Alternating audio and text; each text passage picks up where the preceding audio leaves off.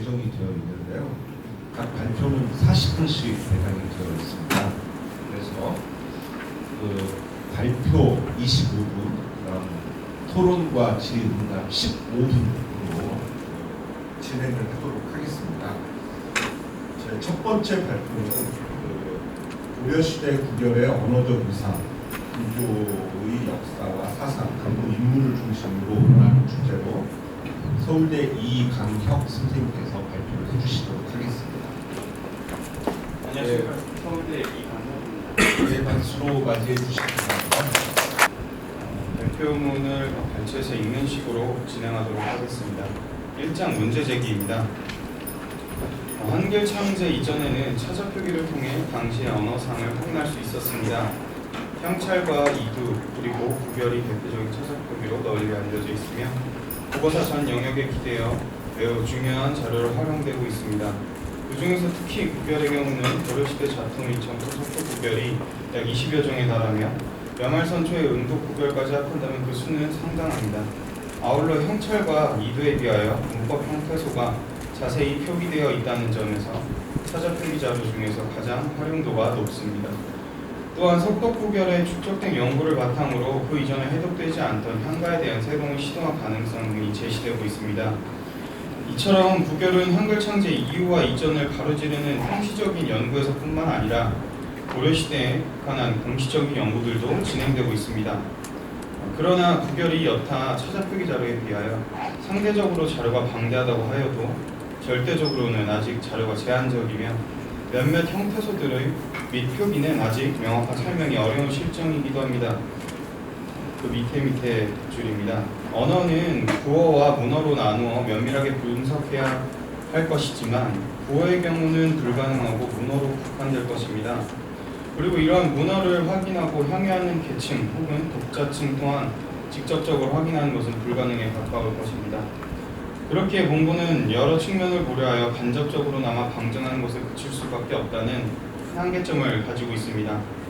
하지만 이러한 과정이 당시 구별의 언어로서의 위치를 좀 더 명확하게 해줄 것이라고 기대하며 언어의 실제는 직접적인 자료를 통해 논증되어야 하나 한편으로 언어를 향유하는 인간은 사회와 역사 그리고 사상과 문화로부터 유리되어 있지 않기 때문입니다. 2장에서는 이 본고에서 다룰 구별에 관한 기본적인 논의를 진행을 하고요. 3장에서는 역사, 4장에서는 사상, 5장에서는 특정 인물을 중심으로 검토하도록 하겠습니다. 2장의 기본적 논의입니다.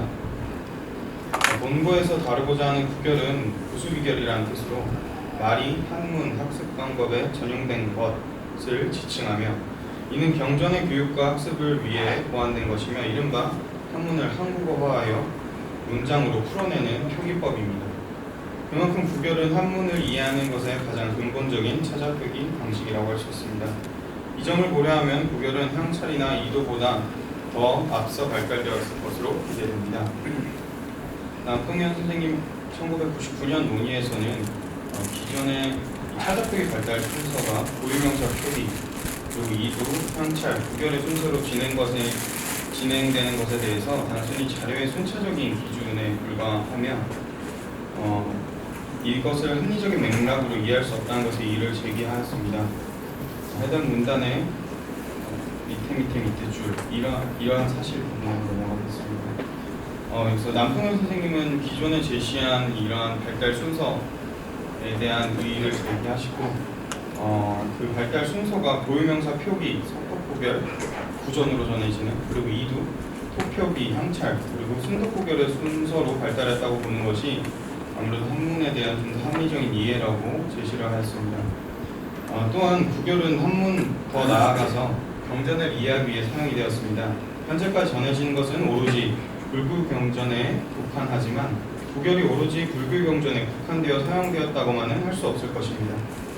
이승재 선생님 논의에서도 경문의 교육 과정에서 부점자나 구결자를 창안되었지만 그런데도 부점과 구결자 등의 문자를 이용하여 경문을 해독하고 교육한 흔적이 유독 불경에서 발견된다는 점은 역설적일 것이라는 내용을 실었습니다. 또한 남풍현 선생이 2001년도 논의에서는 삼국유사를 근거로 하여 설총이 우리말로 경전을 읽었다는 것을 경전을 우리말로 해석하여 읽는 석속구별을 지은 것이라고 하였는데요. 이것이 사기나 유사가 지어지던 고려시대까지 전하여졌다는 것은 500여 년 동안 유학의 경전을 해석하는 표준적인 구별이 정립되어 있음을 뜻한다고 하였습니다. 따라서 비록 전해지는 자료는 불교 경전의 구별 자료밖에 없지만 유교 경전에도 충분히 사용됐을 것으로 생각이 됩니다. 현재 불교 경전의 구별 자료만 전해지는 이유는 아무래도 우리나라 고유의 그런 특이한 불복장 문화 때문으로 생각이 됩니다. 따라서 구별은 유교 경전에서도 충분히 활용될 수 있으나 현존하는 것은 오로지 불교이므로 본거에서 언어상을 반영하고 있는 정도로 확인하는 것은 불교 경전에 국한하여 진행합니다. 3장입니다. 고려시대 불교 역사 속의 구별입니다. 자료의 제한으로 인해 유교 경전의 구별을 확인하지 못한 한계점이 존재하지만 고려시대의 사회상을 본다면 유교보다는 확실히 불교의 위상이 공고한 것으로 생각이 됩니다. 이에 불교 경전의 구별을 국한되어도 어느 정도 당시의 사회상을 반영하는 것에는 큰 무리가 없다고 생각이 됩니다. 우선 불경에 현토된 구별의 언어적 위상을 확인하기 앞서서는 정작 구별이 사용된 경전의 사상적 토대가 되는 종교로서의 불교의 위상을 검토해야 할 것입니다. 최병헌 선생님의 논의에 따르면 고려 건국 당시 고대 국가 지배 이념이었던 불교의 국교적인 지위를 여전히 유지하며 왕조의 정체성 강화와 사회통합 이념의 역할을 담당하였다고 전했습니다. 이에 따라 고려 왕조의 지배체제는 정치와 불교의 영역으로 구분되어 정치는 관료체제와 불교는 교단체제가 담당하는 이원적인 구조를 이루게 되었으며 지배체제는 운영하는 원리도 정치 철학으로서의 유교와 국가 종교로서의 불교가 양립하여 지배 이념으로서의 역할을 나누어 맡아 상호 보완하는 이원체계를 이룬 것입니다. 그 밖에도 왕사와 국사를 두어서 이런 실질적인 그런 국왕의 그런 권력을 견제하고 하는 상징적인 체제를 두기도 하였는데요. 이렇게 국가 체제 운영의 일환으로서 국가적 규모의 불교 의례가 국왕주도 아래 실시되어 왕조의 전통성을 확인하였고 국민 통합을 추구하였습니다. 김영우 선생님의 논의에서는 고려사에는 각종 불교 법회와 도량의 설행에 대한 기사가 대단히 많은데 이는 국가가 주관하고 국왕이 참여한 불교 행사가 매우 빈번하게 행해졌음을 나타내는 것이며 국가적 불교 행사의 설행은 당시 국가사회 불교에 대한 구체적인 관심사를 나타내고 있는 것으로 시대가 처한 당면의 과제를 불교 신앙을 통하여 해결하고자 하는 실천 행위라고 하였습니다. 이처럼 불교의 종교적 위상은 운영체제 구축의 측면이나 백성을 아우르는 측면에서도 매우 큰 역할을 했다고 할 수 있습니다. 고려시대에는 이와 같은 국교로서의 불교의 위상을 확립했으며 많은 통치 재반의 영역에 깊이 관련되어 있다고 볼 수 있습니다. 이제 이를 기반으로 당시의 구별이 어느 정도의 언어상을 담고 있는지 사적 자료들을 토대로 검토하겠습니다. 먼저 남건희 선생님 논의에서는 학구공강명경과 고여빈안경의 구별 기입 시기를 추정할 때 아래와 같이 해당 불사, 즉 도량이 많이 열린 시기를 토대로 제시하고 있습니다. 페이지 4페이지의 1번과 2번은 금광명경 도량과 그리고 인왕경 도량의 각각 왕조에 따른 횟수입니다. 다시 말해 불사에 대한 경전이 간행되어 자주 읽히고 나아가 불복장용으로 사용되었다는 것은 그만큼 시대의 상을 반영하는 것이 되므로 1번과 2번의 도량 설치 시기와 구별 기입 시기를 동계로 바라볼 수 있다는 것이 추정의 근거인 것입니다. 이에 따라 각각 12, 13세기 그리고 고종 때 구별이 기입된 것으로 추정하였는데요. 이러한 사실은 비단 위에서 확인한 특정 불사에만 국한된 것은 아닐 것입니다. 국가 차원의 수많은 도량과 법회가 진행되는 만큼 당시 사회적으로 불교 경전이 지니는 영향력은 막대했을 것이며 불교 경전에 대한 구별의 기입은 고려시대 전반에 걸쳐 빈번히 일어났을 것으로 판단이 됩니다. 아울러 허웅직 선생님의 논의에서는 삼국시대를 거쳐 고려시대의 불교 경전의 전파 과정을 논하며 불교가 사원에서 출가자 대상으로 독서층을 확대시키고 언어 생활에 큰 영향을 주었으며 한 문장에 대하여 구별로 언어의 차이점을 극소화시키면서 실생활에 깊이 이용된 점을 지적하였습니다. 4페이지에서 5페이지로 넘어가겠습니다. 이런 여러 도량과 법회 이외에도 위에 이제 3번의 자료와 같이 사찰에서 무차대회라는 법회도 열기도 하였는데요. 이 안기현 선생님 논의에서는 이런 무차대회에 대해서 승려나 속인을 구별하지 않고 또 남녀를 가리지 않을 뿐 아니라 귀천의 차별 없이 다 같이 평등하게 대중을 대상으로 하여 잔치를 베풀면 또는 물품을 나누어주는 법회로 불경을 강의하거나 배우는 절차가 있다고 하였습니다. 이처럼 무차대회는 국가적인 연중 행사로 자리 잡았으며 법회에 참여한 구성원을 대상으로 하여 불교 경전의 교육이 이루어졌고 그 과정 속에서 구결이 사용되었을 것이라고 생각이 됩니다. 해당 구성원으로서 귀천의 차별 없이 승려와 속인, 남자와 여자 모두 참여했으므로 해당 불교 경전의 강의와 교육이 승려 집단에만 국한된 것이 아니라 대중에게도 실현되었다고 생각해 볼 수 있습니다. 또한 이 과정에서 구결이 사용되었다면 국가적인 연중 행사인 무차대회를 통해서도 어느 정도 구결이 보편화되었다고 판단할 수 있을 것입니다. 또한 불교 경전의 구결이 오로지 승려의 전유물이 아니었음을 아래 고려사의 기록에서 확인할 수 있는데요. 이 아래 이 4번은 고려 후기인 원종과 충소가 때 신화 민적에 관한 내용을 담고 있습니다. 위에서 확인할 수 있듯이 국속에 어릴 때는 반드시 승려를 따라서 글을 익히게 되어 있으므로 민적은 10세의 절에 가서 글을 배웠다고 합니다. 이 과정에서 구결이 사용되었다면 구결은 이와 같이 귀족의 자제들의 언어상에 영향을 미쳤을 것으로 생각이 됩니다. 마찬가지로 남건희 선생님도 위와 같은 과정을 통해 사찰에서 전해온 구결의 체계나 사용 전통이 꾸준히 계속되었을 것으로 추정하였습니다. 이와 같은 국속은 아래의 기록을 통해 주로 무신란 이후인 고려 후기에 정립된 것으로 판단이 됩니다. 6페이지 5번입니다. 위에 이 5번 내용은 총선왕이 신하 이재현을 망건당으로 불러들어 대화하는 장면을 담고 있습니다. 이때 총선왕이 현재 배우려는 자들이 승려들에게서 글을 익히는 상황에 대해서 이재현에게 묻고 있는 상황인데요. 과거 태조 때부터 교육기관을 설립하여 학업을 권장하고 4대 광종에 이르러 지방마다 교를 설치하여 인재 양성에 힘썼지만 의종 때의 이 무신란으로 인해서 이런 기관들이 불타 없어지고 문신들이 모두 도망을 가서 승려가 된 채 여생을 마치는 지경에 이르렀다라는 이런 사회상을 얘기하는 장면인데요. 이에 배울 곳이 없어지고 이에 따라 공부하는 자들이 모두 승려를 쫓아 공부하게 된 배경을 확인할 수 있습니다. 다시 말해 승려들을 통한 교육은 무신란 이후 고려 시기에 왕성하게 진행되었다고 볼 수 있습니다.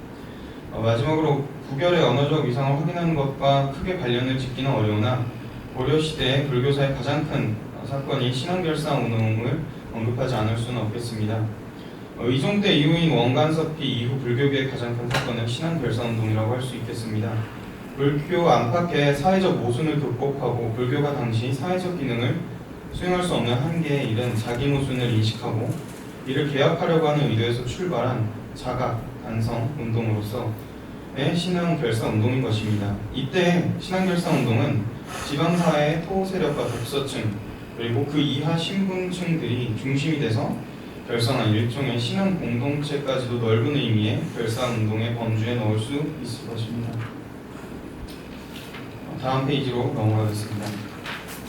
정리하자면은 고려 후기 신앙 결사 운동은 지방사회 구성원뿐 아니라 피지계층, 농민, 천민층까지 불교 변혁의 참여계층으로 삼았으며 이러한 종교 운동의 참여계층의 확대는 간접적으로 불경 부결 확산과 상호 연관성 고려하게 만듭니다. 하지만 이러한 과정은 다분히 비약을 지니고 있다고 생각이 되는데요. 다만 고려시대 불교 관련된 사건 중 결사운동은 역사적으로 가장 큰 의의를 갖고 있기에 불경의 구결에도 간접적인 영향을 미쳤을 것이라고 미루어 짐작할 뿐입니다. 4장 고려시대 불교 사상과 구결입니다. 이전 장에서 살펴보았듯이 불교는 고려시대 국교로서 사회 전반에 막대한 영향력을 끼치고 있습니다. 그렇기에 국가적으로 수많은 불교 행사를 확인할 수 있으며 그 속에서 이루어진 불교 경전 강의와 교육 그리고 사찰에서의 구결을 통한 교육 등을 확인할 수 있었습니다. 그러나 김영 선생님 논의에서 지적한 바와 같이 고려 왕조가 정치적 성격이 짙은 불교 행사가 국가적인 행사로 수백 년 동안 지속적으로 설행하였고 그 불교 행사가 대부분 밀교 의례적인 성격을 보인다는 것은 시사한 바가 적지 않습니다. 불교의 여러 사상 중에서 사회 및 해당 구성원과 상호작용이 가장 활발한 것은 밀교로 볼 수 있습니다. 밀교란 비밀불교의 줄임말로 현교와 상대되는 개념인데 현교는 겉으로 드러나 있는 가르침이라는 의미이며 석가모니의 설법이나 문자를 통한 가르침을 지칭합니다. 반대로 밀교에서는 현교에서 강조하는 설법과 문자로는 깨달음을 얻을 수 없고 깨달음은 오로지 직관에 의해서만 얻을 수 있다고 간주합니다. 이와 관련하여 본구에서 집중하고 있는 구결은 경전을 온전히 이해하고 강의하며 교육하기 위한 수단이자 언어인 만큼 앞에서 제시한 불교 사상 중 밀교보다는 현교에 가까운 대상이라고 할 수 있겠습니다. 다시 말해 불교 경전 속 구결은 온전히 부처의 가르침과 말씀을 통해 깨달음을 얻을 수 있는 현교 사상의 산물이라고 할 수 있는 것입니다. 3장에서 살펴본 바와 같이 구결은 역사적으로 고려시대 곳곳에서 흔적을 찾아볼 수 있었지만 한편으로 고려시대 불교의 주된 사상이 밀교라는 점에서 당시 고려시대의 불교를 향유하는 방식이 경전을 통한 깨달음이었고 그 수단으로 구결을 사용했다는 사실에만 집중하기 어렵게 만듭니다. 서영길 선생님의 논의에 따르면 밀교는 주술과 관련된 신앙을 포함하기 때문에 현세 기복을 바라는 신자들의 욕구에 직접적으로 반응할 수 있었기에 어려운 사상이나 교학이 극복하지 못했던 대중신앙의 한계를 해결해 줄 수 있었다고 합니다. 마찬가지로 안계현 선생님의 논의에서도 가장 원시적인 주술과 연결되어 조직적으로 의식화한 밀교는 소속신앙과 융합될 소지가 많아 타력신앙적 요소가 짙으며 지혜를 구하여 중생을 제도한다는 불교 본연의 가르침의 의미보다는 영험을 가져다 주는 것으로 여겼고 불안을 해소하고 안심에 이르는 데 있어서 화엄과 첨태 등의 신앙보다는 용이하였기에 대중적으로 성행하게 되었다고 했습니다. 또한 밀교는 당시 단본 밀교 경전의 유통과 맞물려 민간 속으로 깊숙이 침투하였는데요. 밀교 경전의 간행으로 드러나는 개인적인 다란이 신앙은 재난의 성혈과 구복을 동시에 기원하며 현세 구복 신앙적인 모습을 강하게 드러납니다. 아울러 이러한 다란이 신앙을 개인이 향유하는 방식은 다양하였습니다. 8페이지입니다. 6번은 불정신 다란이 경을 넣었던 휴대하기 위한 소각이고요. 그리고 7번은 이 8번에 이 법서총지집 성문 해독에 대한 사진 자료입니다. 9페이지로 넘어가서 읽겠습니다. 김수현 선생님 논의에서는 위와 같이 다란이 경을 소지하기 용이한 형태로 제작된 유물들이 발견되었으며 당시에는 밀교 경전을 지니고 있으면 그것이 이런 부적과 같은 작용을 해서 각종 재난에서 몸을 지킬 수 있다는 인식과 또한 다란이를 휴대하면 그 다란이를 염송하지 않아도 밀교의 여러 경전에서 설하는 공덕을 받을 수 있다는 인식이 있었다고 하였습니다. 이와 같은 접근이 용이한 방식으로 당시의 불교는 밀교 사상을 중심으로 일반 대중에까지 보편화되었다고 볼 수 있습니다. 이를 통해 구결을 통한 경전 강독 및 교육이 일반 대중에까지 보급되었으며 대중의 보편적인 언어를 반영한 것이라고 보기도 어려울 것입니다. 그렇다면 밀교 사상 기반의 불교와 구결은 연관지을 수 없는 것일까 하는 의문이 드는데요. 현재 전해지는 자토속도 구결 자료 중 현교의 원교인 화엄경이 존재합니다. 그러나 법화경과 더불어 호국 삼부경이라 불리는 만큼 대표적인 호국경전인 구역인원경과 합부공강맹경 또한 자토속도 구결 자료로 존재합니다. 이대로 호국경전인 만큼 다분히 밀교적인 성격이 강한데요. 이에 따라 현교와 밀교에 모두 구결이 존재하였다고 볼 수 있지만 그 성격이 서로 상했을 가능성이 있다고 생각이 됩니다. 애초에 사상적으로 현교와 밀교는 지향하는 목표와 방법이 다르기 때문에 이 두 부류의 경전에 나타나는 구결이 온전히 동일한 성격으로 표기했다고 단정하기는 어렵기 때문입니다. 자료에 한계인 점도 있겠지만 화엄경의 구결은 매우 정제되며 완성된 구결 형태 형성을 볼 수 있으나 반면 합부공강맹경과 구역인원경은 일부 장만이 존재하며 구결 형태의 오류를 수정한 흔적이라든지 해당 경전에서 확인되는 유일례, 문법 형태소들이 존재하는 것 등이 사상적 배경을 달리한 것과 연관이 있다고 생각이 됩니다. 하지만 이 부분에 대해서는 사상적 배경 이외에도 보다 면밀한 검토가 필요할 것입니다. 마지막 5장, 의천과 불교 교육입니다. 본장에서는 고려시대 불교계를 주도적으로 이끌고 교육에 힘쓴 대표적인 인물 중 의천과 이 부분은 못하는데 의천의 내용만 실려 있습니다.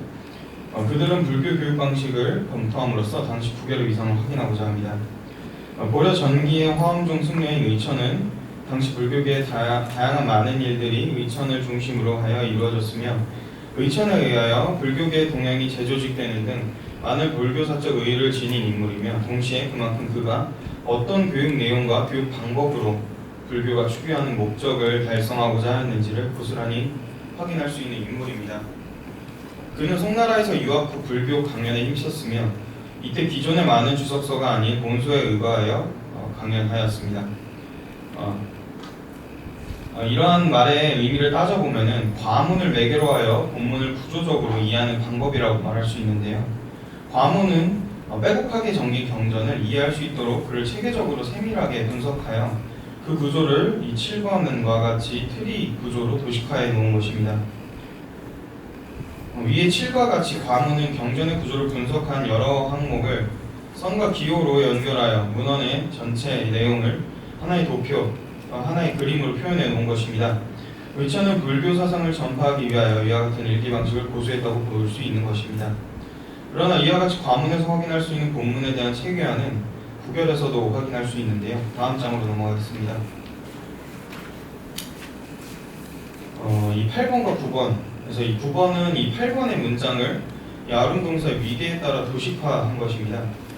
이 먼저 이 저로 연결된 동사고 시연하저, 그리고 전저, 그리고 입하저, 그리고 분포하저가 이 하고 나며로 묶이고 다시 이것과 도를 현오며, 그리고 장어, 혼달, 현오며가 연결돼서 최종적으로 마지막 아름 동사인 것으로 묶이게 되는 구조입니다.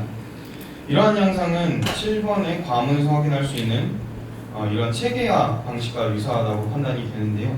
즉 구별자 현터 기반의 텍스트 구조와 과문에서 확인할 수 있는 체계는 모종의 상관관계를 생각해보게 만듭니다. 이처럼 과문이라는 문헌 형성 형식과 방법은 불교 경전의 읽기와 학습, 해석에 사용되었으며 구별과 모종의 상관관계를 갖는 한편 구별이 불교 경전 교육에 대하여 절대적이고 유일한 방법은 아닌 것을 확인할 수 있게 해줍니다. 결론입니다. 본고에서는 고려시대 구별의 언어적 위상을 확인하기 위해 역사, 사상 그리고 특정 인물을 중심으로 검토하였습니다. 초장에서 밝혔듯이 당시 문어로 확인되는 구별이 당시 대중에게 어떻게 영향을 미치고 그대로 언어상을 어떠한 모습으로 담아내고 있는지 직접적으로 확인하는 것은 불가능에 가깝기 때문에 본고는 당시 구별이라는 차자표기를 둘러싼 여러 환경을 검토함으로써 간접적으로나마 방증하는 것에 그친다는 한계점을 가지고 있습니다. 물론 구별이 통시적으로 어떤 시기의 자료인 향찰과 한글의 중간에 위치하여 언어적 교량의 역할을 충실히 반영하고 있음은 부정할 수 없는 사실이나 간접적으로나마 확인할 수 있는 당시 구별의 모습을 고려한다면 더 많은 가능성을 생각해 볼 수 있을 것이라고 생각이 됩니다. 또한 본고에서 확인하고자 했던 구별의 언어적 위상은 결과적으로 완벽한 통찰이 될 수 없었지만 현구와 밀교의 사상적 배경에 따른 구별의 형태 형상의 상이, 그리고 또한 불교 교육의 또 다른 방식인 과문체계와 구별 문장 속 구조 간 유사성은 다시 한번 검토의 대상이 되어야 될 것입니다. 발표는 이상입니다. 이광혁 선생님께서 고려시대 구별의 언어적 위상에 대해서 이렇게 해주셨는데요. 이에 대한 토론은 국대 하정수 선생님께서 해주시겠습니다. 앉아서 토론하도록 하겠습니다.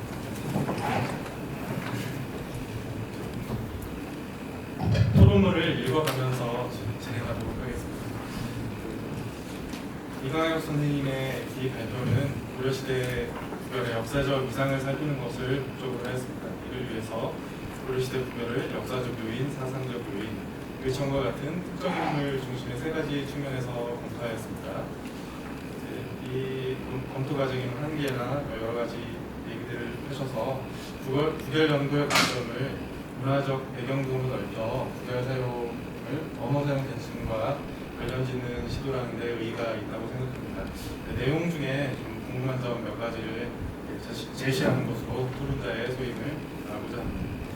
첫 번째 제가 이거 읽고 이제 의문이 들었던 것은 언어적 위상이라는 게 무엇인가, 특히 이제 구별이라는 그 개념이 차자표기 체계로서의 구별인지 아니면 이 차자표기 체계로 구성된 아니면 그 당시에 표상하고자 했던 어떤 그 언어를 말하는지를 좀 더 명확하게 판정할 필요가 있다고 생각했습니다.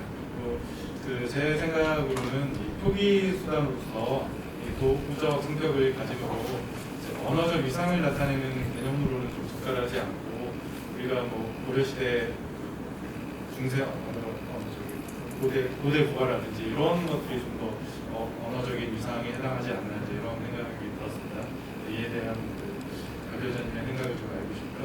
두 번째 그러면은 이 사자표기의 발달 순서를 제시하고 한문을 이야기하는 가장 근본적인 방식이라고 말씀하셨는데, 그러니까 한문을 이해하는 것보다는 한문을 우리말로 이해하는 가장 근본적인 방식이 아닌가.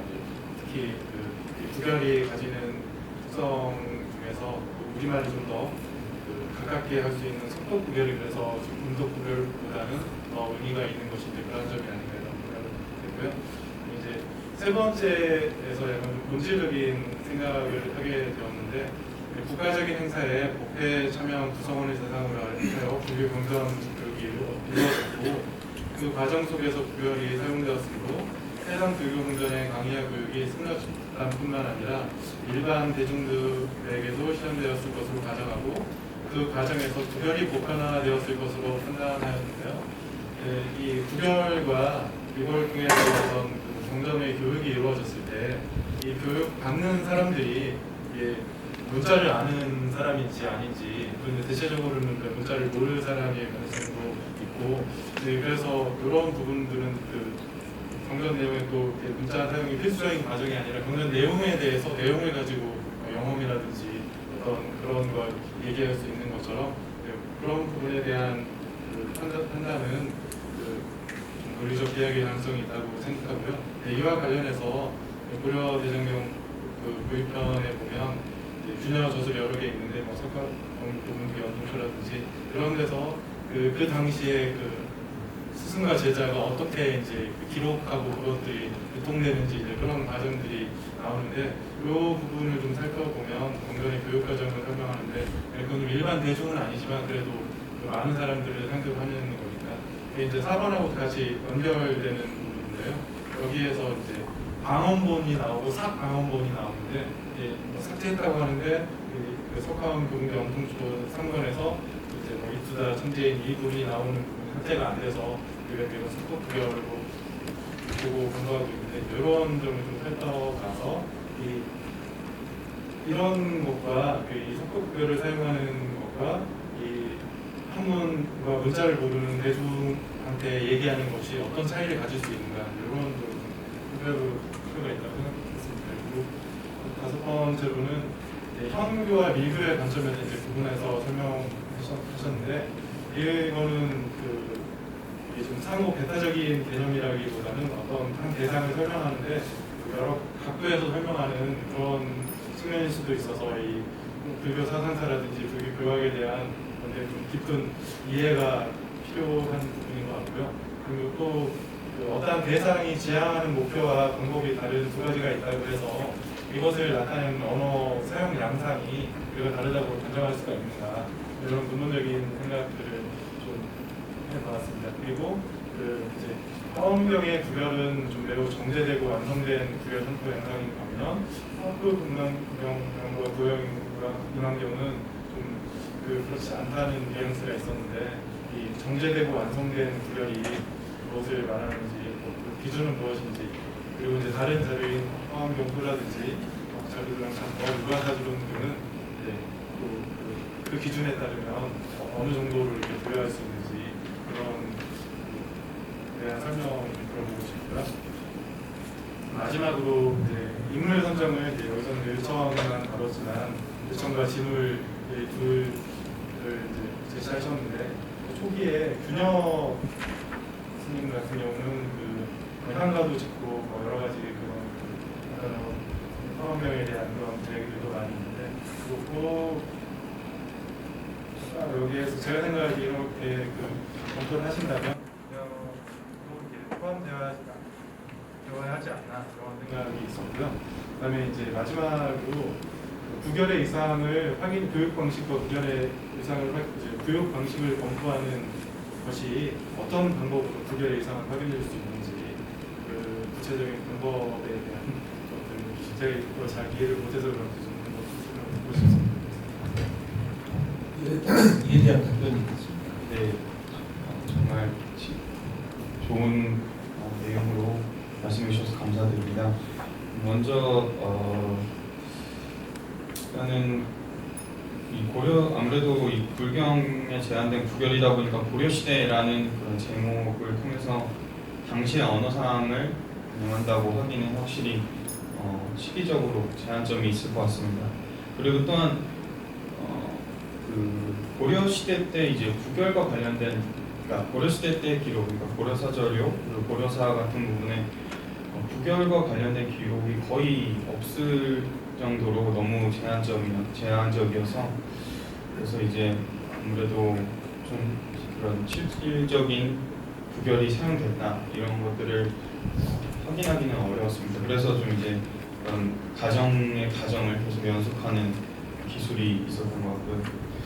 그리고 또한 이제 밀교와 현교 이런 이제 사실 사상적으로 상대가 그것이 어떠한 대상을 중심으로 여러 각도로 바라보는 측면이 될 수도 있겠지만 사상적으로는 불교에서 상대적인 개념으로 작용을 하고 그리고 이제 밀교는 보다 그런 민중, 대중과 좀 가깝기 때문에 아무래도 그 대중성에 조금 더 염두를 뒀을 때 이제 가령 그런 금광명경에 나타나는 이제 제한적인 형태소, 그러니까 선어마로 위치해 오는 의 같은 거 그리고 이제 종결음이 다 뒤에 다시 이제 하다가 등장하고 그 다음에 하 다음에 시옷여 그래서 핫여와 같이 나타나는 유일례라든지 아니면 이제 뭐 많이들 논의가 됐던 일체의 발지자의 시옷 그리고 구역인환경에서는 이제 뭐 어미 니은 나와 같은 형식이 나타난다라든가 아니면 이건 김영수 선생님의 논의에서도 찾아볼 수 있듯이 그 이사자 사에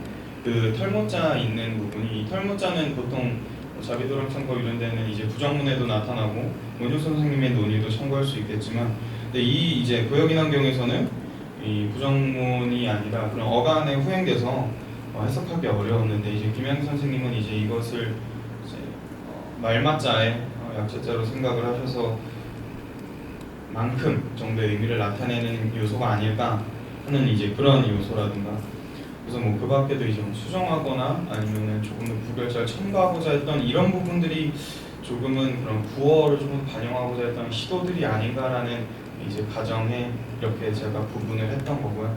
그리고 이제 마지막에 5장의 불교 교육은 당연히 말씀하셨듯이 당연히 고려시대 불교 교육하면은 고려 초기의 균열 그리고 중기의 의천 그리고 후기의 진을 이렇게 크게 나눌 수 있을 텐데 근데 아무래도 교육 방법론을 좀 가져오다 보니까 주로 이제 균열 같은 경우는 당연히 화엄사상의 중심에서 그런 이제 고현시범가는 이제 막 균열 전에도 담벼락에 써 있어서 되게 대중들이 많이 읊었다라고 할 정도로 대중과 가깝게 위치했겠지만 균열와 진울의 그런 어떤 방법론들을 좀 쉽게 찾기 어렵고 좀 주로 수행 방식을 위주로 자료들이 많이 남아 있어서 이 부분을 좀 구결과 연변지어 생각을 해보기가 좀 어려웠습니다. 그래서 이제 제한적으로 5장에서는 의천만 다뤘고요.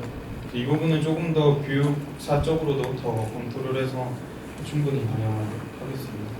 감사합니다. 네, 충분한 답변이 있었습니다. 네, 그러면 그 객석에서 질문을 받도록 하겠습니다. 한 5분 정도 남아 있는데요. 이 5분 정도 충분한 시간을 활용해 주시기 바랍니다. 예, 우선 이건식 선생님.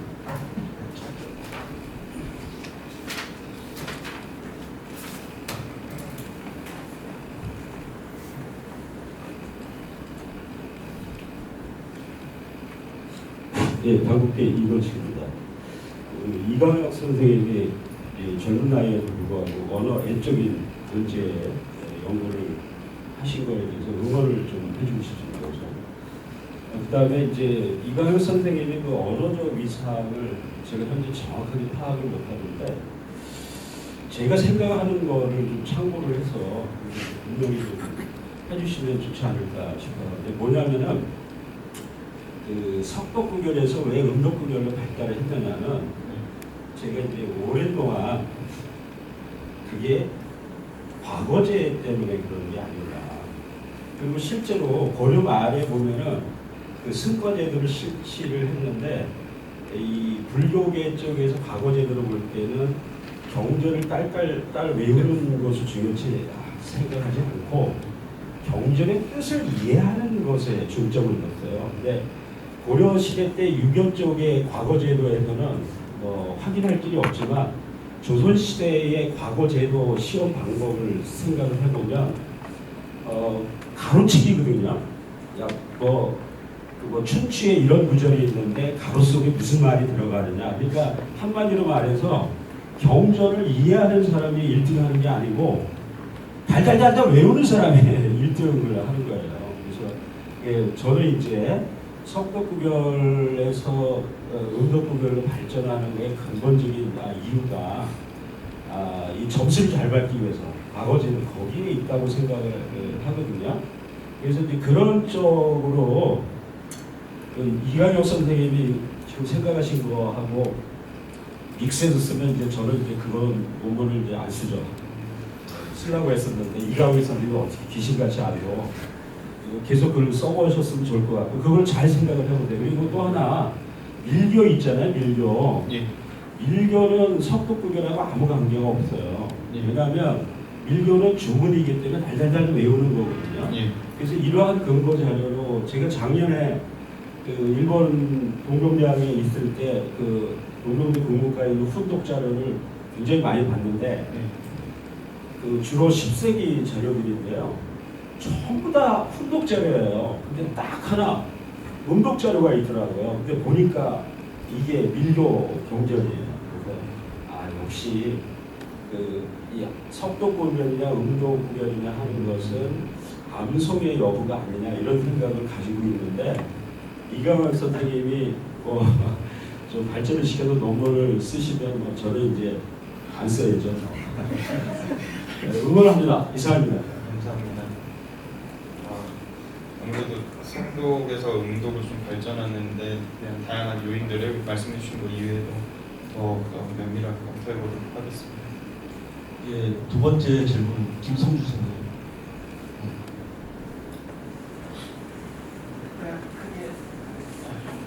뒤에 마이크 있어요. 예, 뒤에 마이크 있습니다. 네, 동국입니다.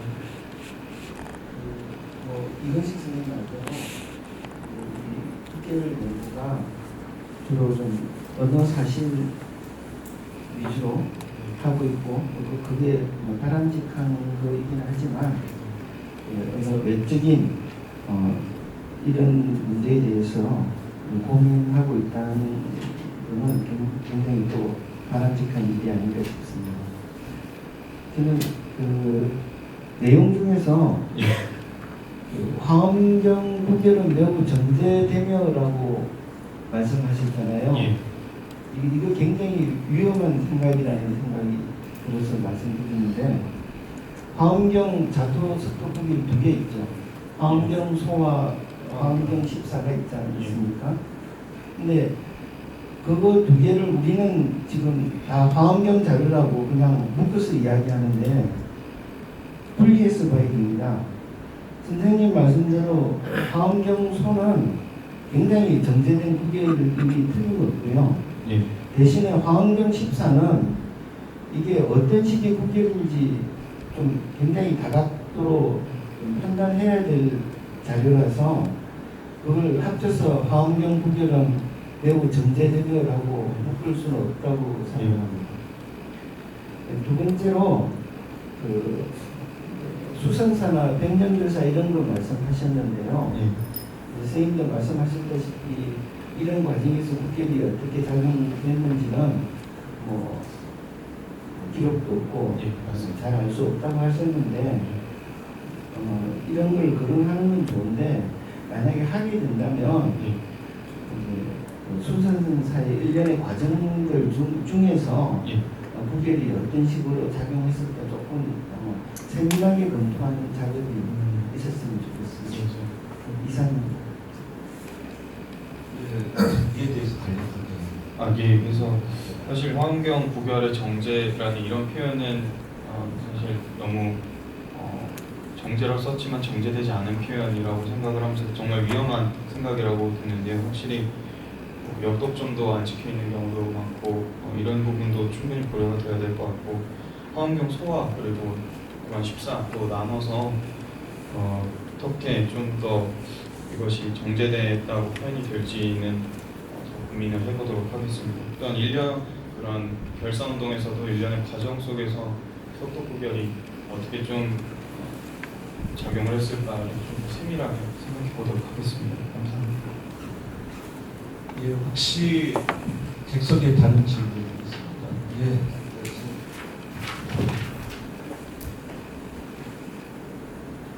네, 발표 잘 들었고 기왕 그 언어 외적인 부분에 대해서 관심을 가지셨으니까 이게 저는 이제 구별이나 이런 차자 표기 연구를 할 때 그러니까 한자 문화권 또 한문을 자국어로 풀어있는 방식에 대해서 꼭 국내 자료 외에 일본의 자료라든지 이런 것들을 좀 참고를 해서 연구를 하는 게 좋지 않을까. 그래서 차자 표기의 발달 순서 같은 것도 일본에서는 어떤 식으로 진행이 됐는지라든지 또 일본에서 그 아까 뭐 형교 밀교 이야기가 하셨는데 그런 부분에 어떻게 그 정전을 풀어있는 방식이 나타나는지 이런 것들을 고려해서 참고를 하는 것이 좋지 않을까. 그리고 그렇게 좀 시야를 넓히게 되면 이른바 이제 전체 한문이라고 하는 것이 있어서 꼭 그 고유명사 표기에서 구별을 거쳐서 이두향찰로 나왔다고 볼 수 있을지 아니면 한문을 이렇게 변형해서 사용하다 보면 이제 그게 어떻게 보면 이두 또 이제 이두의 개념도 좁은 개념 넓은 개념이고 하니까 이걸 꼭 이렇게 기존의 용어를 사용해서 고유명사 표기, 구별, 이두, 향찰 이렇게 나눠서 볼지 이거를 좀 더 넓은 시야에서 보면 더 좋지 않을까 생각을 했습니다. 네, 네, 확실히 한자 문화권의 나라 일본과 같은 자료를 참고해서 좀 더 보도록 하고 반치 한문 쪽도 참고하도록 하겠습니다. 감사합니다. 예, 우리 예정된 시간보다 한 4분 정도 남았는데요. 이로써 첫 번째 발표를 마치도록 하겠습니다. 그 발표하신 이강혁 선생님과 토론하신 하종수 선생님께 박수 부탁드립니다.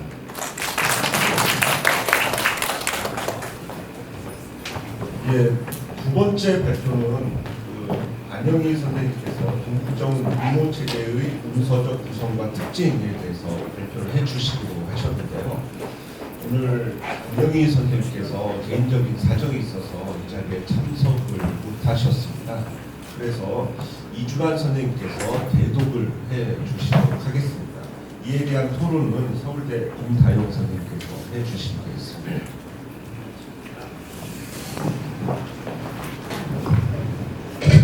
네, 안녕하십니까.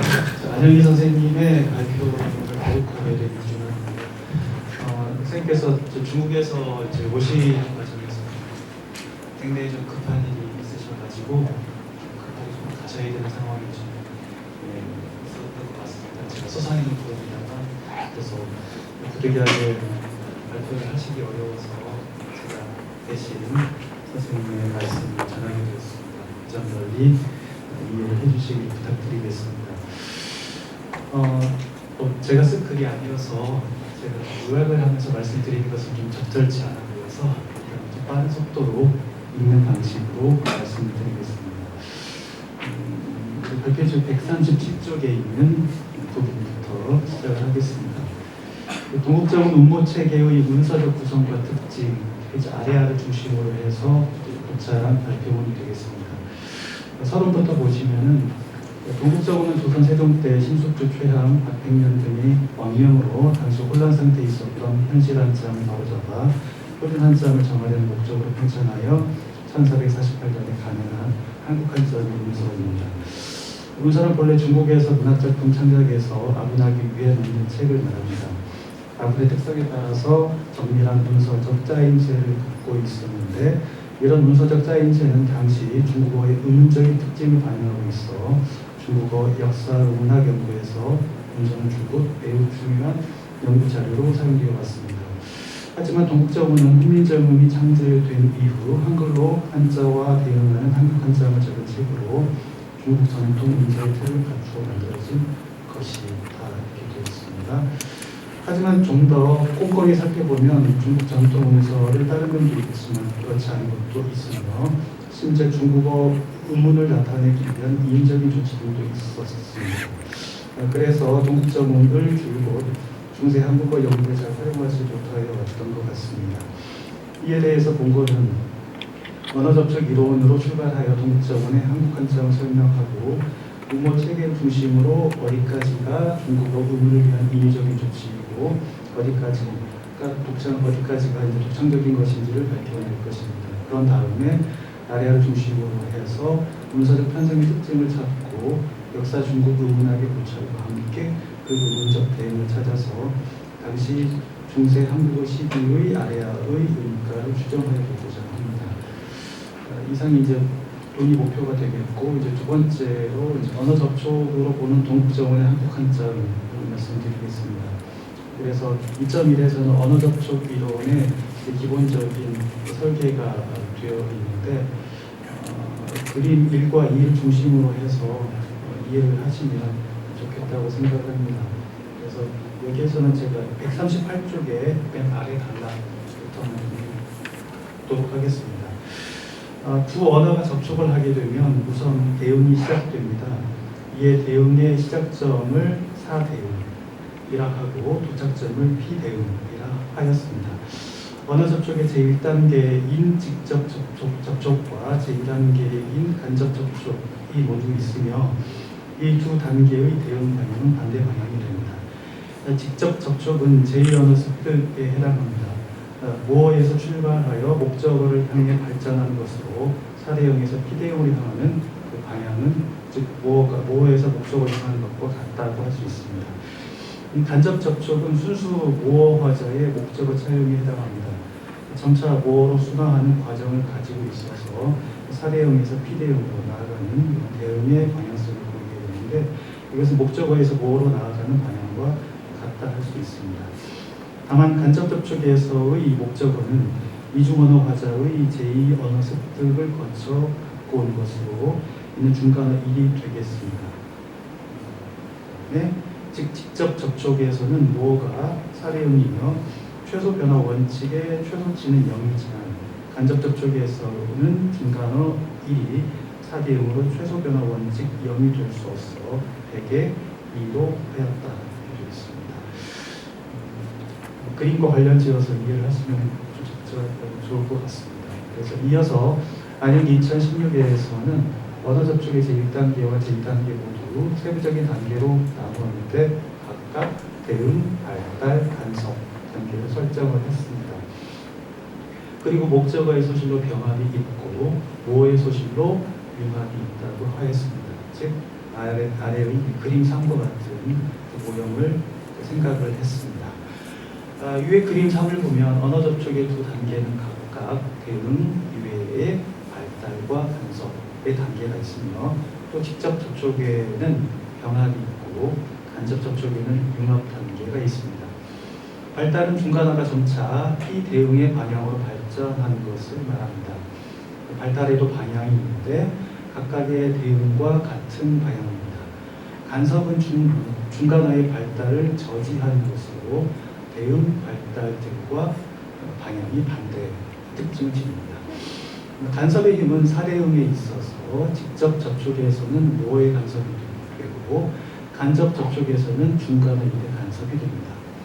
이외 그림에서 보시면 목적어 영역에서 점선으로 표시된 것은 병합에 해당하고 모어 영역에서도 점선으로 표시된 것은 융합에 해당합니다. 병합은 목적어가 모어의 영향을 받아서 소실되고 융합은 모어가 목적어의 영향을 받아 소실되는 것으로 각각 간섭과 방향이 다르다고 할 수 있습니다.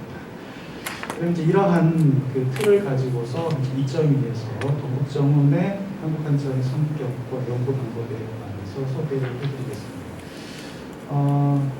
안양이 2018에서는 이제 홍문정 오픈하고 동국정을 비교해서 이 언어 접촉의 시각에서 이 문서들이 어떤 성격을 가지는지 성격 차이에 대해서 설명한 바가 있습니다.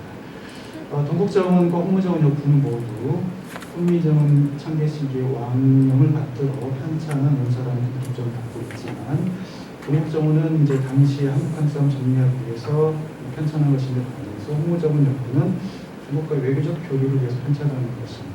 즉 전자는 내부적인 유통을 위한 것이고 후자는 외부적인 교류를 위한 것으로 편찬 목적이 달랐습니다. 이 두 운사의 문체계에서 이러한 차이는 좀 확인이 됐다고 하는데 동국정원은 홍문정원과 밀접한 관계를 가진 데 비해서 동국정원은 훈민정원과 밀접한 관계를 가진 데 비해서 홍문정원 역은 홍문정원의 체계를 그대로 따릅니다. 동국정원의 자모체계는 23자모이고 문모체계는 91음입니다. 동국정원의 자모체계는 훈민정원 초등체계의 23자모에 일치하는데 그렇지만 91음의 출처는 명확하지 않습니다. 초기에 동국정원이 아마도 중국의 문서 고급문의 거요의 번역본일 가능성이 제기되었습니다만 번역준 조은성 등에서는 이 문서의 원류와 비교하여 보았을 때 두 문서의 원류가 일치하지는 않는다고 하였습니다. 당신한 1997에서는 동국정원은 중국 본토의 한은 체계에 부합시키려고 했던 것이 아니라 어디까지나 전통적인 한국 한자음에 바탕을 두고 이것을 체계적으로 정리한 것이라고 하였습니다. 즉 동국정원은 한국어 영역에 있고 홍문정원 역부는 중국어 영역에 있음을 알 수 있습니다. 한국 한자음하고 한중 직역음의 언어 접촉을 이제 그림으로 보이면 그림 7과 같다고 이제 할 수가 있겠습니다. 왼쪽에 이제 한국 한자음이 들어가 있고 오른쪽에 한중 직역음이 이제 들어가 있습니다.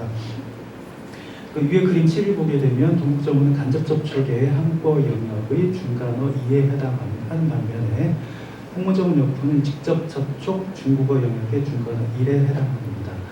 중간어 1의 홍문정원 역부는 한중 직역음이고 중간어 2의 동국정원은 한국 한자음에 해당합니다. 중간어 2는 이중언어 화자의 전달을 통하여야 하므로 4대형의 시작점이 2가 되며 4대형에서 P대형으로의 대응의 방향은 중국어에서 한국어로의 방향이라 할 수 있겠습니다. 이것은 마치 모어가 중국어이고 목적어가 한국어인 중한언어 접촉의 방향과도 같다고 할 수 있습니다. 그리고 동국정원의 인위성, 즉 효섭과 유섭의 글자들의 수경, 미음, 종성이 추가되어 있고 전탁음 글자 대응이 각자 병서 등을 사용을 하는데 이들은 모두 현실 한자 및 고유어에서 잘 대응하지 않는 한글 표기들입니다. 권역준 2001에서는 이제 동국정원은 기본적으로 현실 한자음을 따르면서 중국어 음운학적인 기준에 따라서 예외 현상을 최소화하여 중국어 음운 체계와 규칙적인 도움이 되도록 하였습니다. 즉 동국정원에서 취한 이런 인위적인 조치는 중국어 음운학적인 영향에 의한 것이라 할 수 있겠습니다. 동국정원은 중국어의 음운 체계에 맞춰 보다 규칙적이고 정연한 대응을 추구하고 반대로 현실 한자음은 중국어 음운 체계와 비교하여 예외적인 현상이 많이 나타나며 고유어가 가까운 음운 현상을 갖고 있는 차이가 있습니다. 따라서 상대적으로 현실 한자음은 고유어에 가깝고 동국정원은 중국어에 가깝다 할 수 있습니다.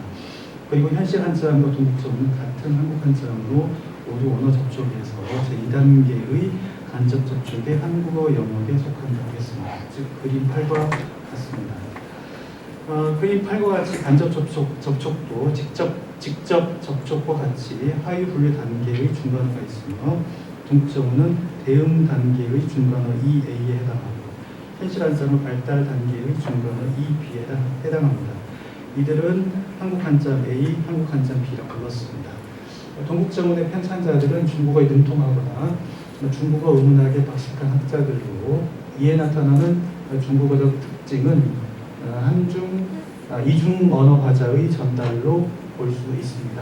그리고 현실 한자음은 오랜 세월 한국어에서 전승되어 오면서 나중에 고유어에 귀화되어 고유어의 특성을 갖고 있으며 계속 고유어의 방향으로 발달하여 나중에는 결국 고유어로 착각하여 받아들이게 될 경우까지 이를 수도 있을 것입니다. 직접 접촉에서도 이와 같이 중간어의 분류가 있는데 예를 들어 번역 용어일 때 번역과 동사의 한글 표기는 통무정 요금과 같이 역시 한중 직역어에 속하는데 우추금과 받치금의 관계는 한중 직역음 A와 한중 직역음 B에 해당합니다. 위의 고찰을 통해서 동국정원의 연구 방법에 있어서 그동안 미처 살피지 못했던 몇 가지 주의할 점이 있다고 봅니다. 첫째는 동국정원이 기본적으로 한국어 영역에 있으므로 우선 단순한 한국 한자음의 체계성에 대한 분석이 필요하다 할 수 있습니다. 이 체계성은 우선 기본적으로 한국어 체계를 기본 바탕으로 하였을 것이지만 중국어와의 대응을 위한 일종의 인위적인 조치가 있을 것이며 이런 인위적인 조치가 일어난 원인을 분석하여 한국어 연구를 위한 준비가 필요합니다. 동국정원이 이러한 인위적인 조치가 나타나게 된 원인을 본고는 중국어와 한국어의 음절 구조의 차이에 있다고 보아 우선 한중 언어의 음절 구조의 비교부터 시작을 하였습니다. 둘째로 직접 접촉은 공식성을 갖고 있는 반면에 간접 접촉은 통시적 특성을 갖고 있으며 동국정원은 간접 접촉의 중간으로 통시적인 시각의 분석, 즉 역사 시기 층위의 분석이 필요하다 하겠습니다. 역사 시기 층위는 시간 흐름에 따라 축적이 있는 것으로 이와 관련해서 그림 6과 같이 안양에서는 제시한 바가 있습니다. 위의 그림에서 C는 중국어를 말하고 K는 한국어를 말하는데 중국어의 상고음, 중고음, 분대음, 1, 2, 3 층이라 하였고 이들은 언어 접촉의 전달 과정이 있는 한자음과 한국어와 융합된 한자음이 두 가지가 있는데 전자는 공시성을 띤 한중 직역음이고 후자는 통시성을 갖는 한국 한자음입니다. 한국 한자음은 한국어에서 시간의 흐름에 따라 전자 중고음 시기에는 상고음 층위가 축적이 되고 근대음 시기에는 상고음과 중고음 층위가 남아 있습니다. 그리고 점선으로 된 부분은 한국 한자음에서 각 시기 층위에서 중국어와 한국어의 대응 관계를 나타내는 것입니다. 즉 역사 시기 층위를 분석하고 다시 중국어와의 대응을 통하여 당시 중세 한국어의 의문적 특징도 살펴볼 수 있습니다. 그래서 이제 3장에서는 이제 위와 같은 틀에 따라서 이제 동국정원의 음모 체계와 문서적 구성을 이제 분석을 해 보겠습니다. 3.1에서는 중국어와 한국어의 음절 구조의 차이를 이제 먼저 말씀을 드리겠습니다. 표를 보시면 위에 있는 표가 중국어의 음절 구조이고 아래에 있는 것이 한국어의 음절 구조인데 보시는 것처럼 음미하고 이제 음모의 경계가 즉 모음미가 어디에 속하느냐의 차이가 있다고 하겠습니다. 그 다음에 이제 위에 도표와 같이 기본적으로 음절은 성모, 음모로 나뉘는데 성모는 한국어의 소설에 해당하는 부분으로 이렇게 쭉 되어 있습니다. 그다음에 이제 음미는 모음 음미와 자음 음미 두 가지로 나뉩니다. 계음이라는 개념은 사실 나중에 생긴 것인데 이 중국어의 음원절 특히 음서에서는 성과 음으로 중국어 음절을 나누었습니다. 음과 음모의 개념은 다릅니다. 운의 차이에는 계음을 포함하지 않으며 성조를 포함합니다. 즉 계음의 차이가 반영된 한자들은 하나의 동일 운에 들어갈 수 있지만 성조가 다른 한자는 동일한 운에 속하지 않습니다. 반대로 음모는 계음의 차이를 반영하지만 성조의 차이를 반영하지는 않습니다. 이 또한 후에 음운론 연구의 편의를 위해 생긴 개념이기도 합니다. 중국어 음론 연구에서 처음으로 성과 운 사이에 끼어있는 음이 있음을 인지하고 이를 계음이라고 불렀으며 이 계음은 변별적 차이를 갖고 있으며 반문에 해당합니다. 이 계음은 이제 여러 종류가 있는데 이제 운서하고 운도를 보게 되면 계구하고 합구로 나뉘는데 합구는 원순모음의 운 혹은 원순성 계음을 갖는 운을 말합니다. 그리고 세음성 계음도 있는데 현재까지의 연구에 의하면 이와 같이 총 3가지가 있습니다. 약간 후설적인 이등운의 계음, 그 다음에 중설적인 삼등운의 계음, 그 다음에 저설적인 삼등운의 계음이 있습니다. 반어음을 참고한 겁니다. 중고음 계음 관련한 구체적인 설명은 4장에서 다룰 것입니다. 하지만 위 중고 한어 세음성 계음은 근대 한어로 가면서 탈락하거나 혹은 이와 합류하게 됩니다. 이에 본고는 이것을 제2로 표시하도록 하겠습니다.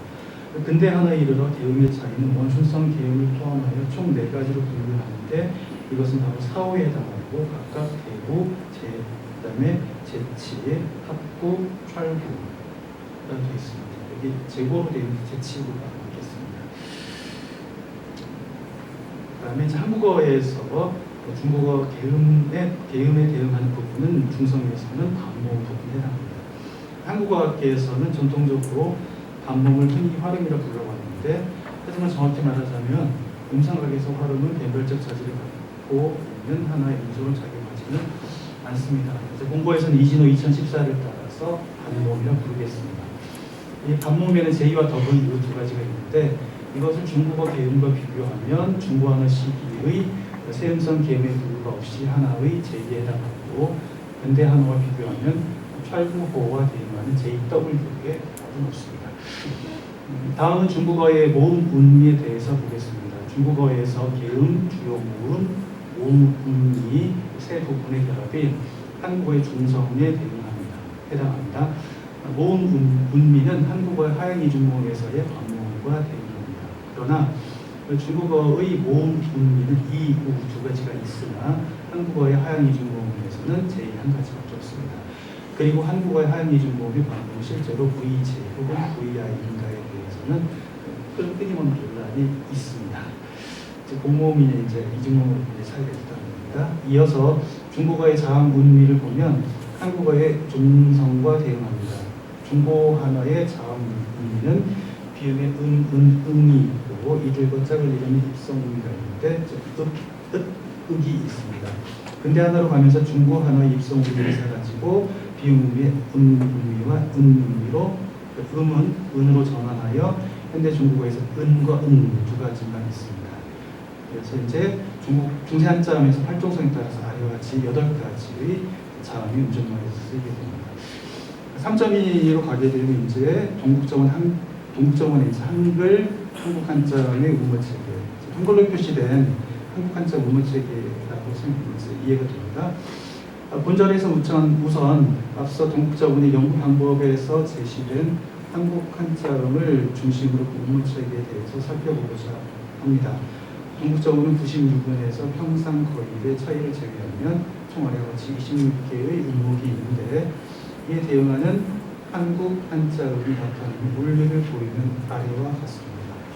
그래서 이제 표에서 보시는 것처럼 이제 중성 음절표를 제시하고 이것에 대해서 모음 체계를 분석한 결과를 제시를 해놨습니다. 그다음에 각각을 대표하는 글자들로 좀 제시를 해놨습니다. 144쪽으로 넘어가면 이제 위에 도표에서 괄호 안에 있는 것은 현실한자 병기를 해놨습니다. 이것은 조은석 2011의 자료 통계를 근거로 한 것입니다. 동국정원의 한자음과 현실 한자음의 차이를 중심으로 살펴보면 앞서 고찰한 중국어의 음절 구조와 한국어 음절 구조의 차이와 밀접한 관련이 있음을 볼 수 있습니다.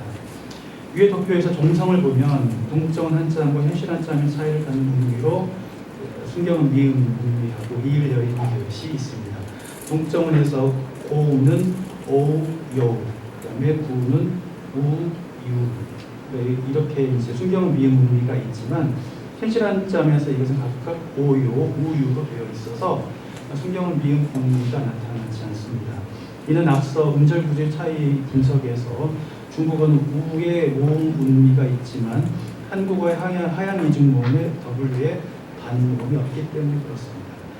현실 한자음은 한국어의 음절 구조를 따르고 그냥 중국어의 우운미의 음가를 반영하지 않았지만 동국정원에서는 이와는 달리 처리를 하였습니다.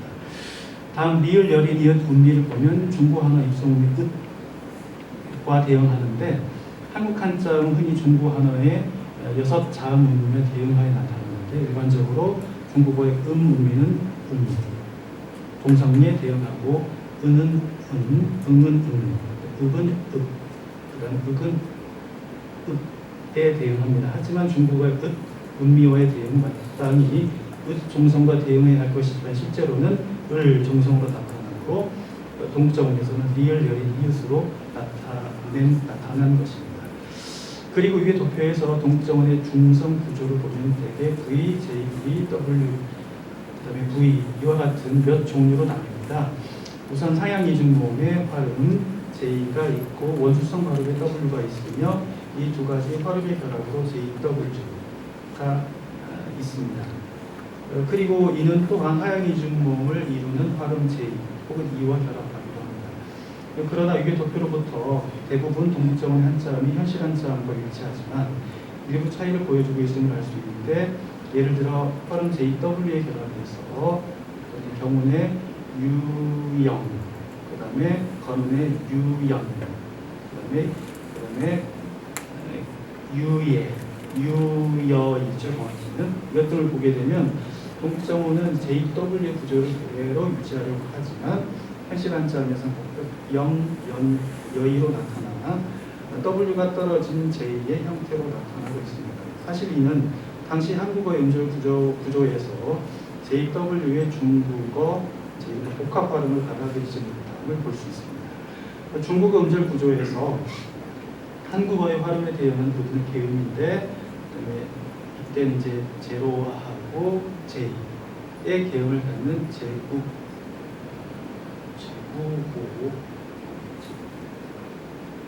제국어가 있고 W에 이제 원순 계음을 갖는 합국어가 있으며, 이 두 계음의 성격을 모두 포함한 JW 계음의 철국어가 있습니다. 즉 동북정원에서 JW의 설정은 사실 중국어 음절 구조에 맞추기 위한 인위적인 척이라 볼 수 있습니다. 이러한 인위적인 척이는 한국 한자음 연구 범위에서 배제해야 할 것입니다. 여기서 특히 주의해야 할 점은 위의 도표에서 같은 운의 V 모음에 아래와 의 세 가지 모음이 동시에 들어간다는 겁니다. 예를 들어 같은 운인 금운의 잉, 웅, 아잉 이 세 가지 모음에 한국 한자음이 세 가지 올리에 들어가는데, 이에 대응하는 그는 역시 안, 은, 인 세 가지 모음의 올루가 있으며, 자문에도 암, 인이, 그다음에 자운에도 아, 아이, 의, 이로 세 가지 모음의 올루들이 있습니다. 4장으로 넘어가겠습니다. 중고 하나의 계음 체계하고 동북정원의 아, 의, 이와의 음문적 계음. 공고의 고찰에 의하면 동북정원에서 같은 문의 아, 의, 이 세 가지 모음이 들어가는 현상은 중고하는 시기의 계음과 매우 밀접한 관련이 있음을 발견하였습니다. 중고하는 시기의 계음 관련 연구는 또한 중국어 역사 음락에서 중국 많은 논의가 이루어져 왔던 분야이기도 합니다. 아래 이제 중국의 계음에 관해서 이제 살펴보도록 하겠습니다. 그래서 이 부분은 일단 좀 생략을 좀 해도 될 것은 중요한 내용이긴 한데, 이제 이전의 연구 결과들을 좀 이제 소개한 것들로 좀 생략을 좀 하도록 하고, 146쪽으로 가게 되면은 여러 가지 논의들이 있지만 공고에서는 반어운 2013을 따라서 이제 아래에 있는 표 3과 같이 약간 이등운, 약간 수설적인 계음, 그 다음에 약간 중설적인 3등운 B, 전설적인 3등운 A, 4등운. 이제 이건 이제 중고 종기는 없었는데 중고 후기에 이제 전설적인 E가 발생한 요 체계를 이제 계음 체계로 받아들이도록 하겠습니다. 위와 같이 중고 계음 체계는 이등운 계음으로 구축되어 있습니다. 그리고 이제 BC 이류 계음의 이제 이 결합은 이제 융합해서 중설적인 의로 나타난다, 이렇게 말할 수가 있습니다. 이것이 이제 동북정원과 이제 비교하면 어떤 의미를 갖는지 좀 말씀을 드리겠습니다. 동북정원 1448에서 아, 의, 이가 한문에 들어가는 내용은 금문, 금운, 사문, 자운 등에서 나타난다고 이렇게 할 수 있습니다. 표와 같습니다. 위의 도표에서 우선 의와 이의 대립에 대해서 보겠습니다. 의에 대응하는 한자의 기호는 대부분 3등분 비주, C1 혹은 1등분 글자인 반면에 이와 대응하는 글자는 3등분 A, 류, C1류의 글자들입니다. A류와 B류의 차이는 중류의 차이로, 이 또한 한국 한자하면서 중고 한어, 중류 차이를 반영하는 모습이기도 합니다. 하지만 여기서 문제는 의와 대응하는 한자는 세음성 계음을 갖는 3등분 B류, C2류가 호음의 1등분 글자와 동시에 대응하는 것입니다. 이에 대해서 중국어에서 3등분 B류, C2류 계음이 타락하여 1등분 글자와 합병한 후 한국어에 사용되었을 가능성이 있겠지만, 하야인당의 주장과 같이 3등분 B류, C2류 계음은 한국어에서 계음이 흡수되어 모음으로 나타난다고 하였습니다.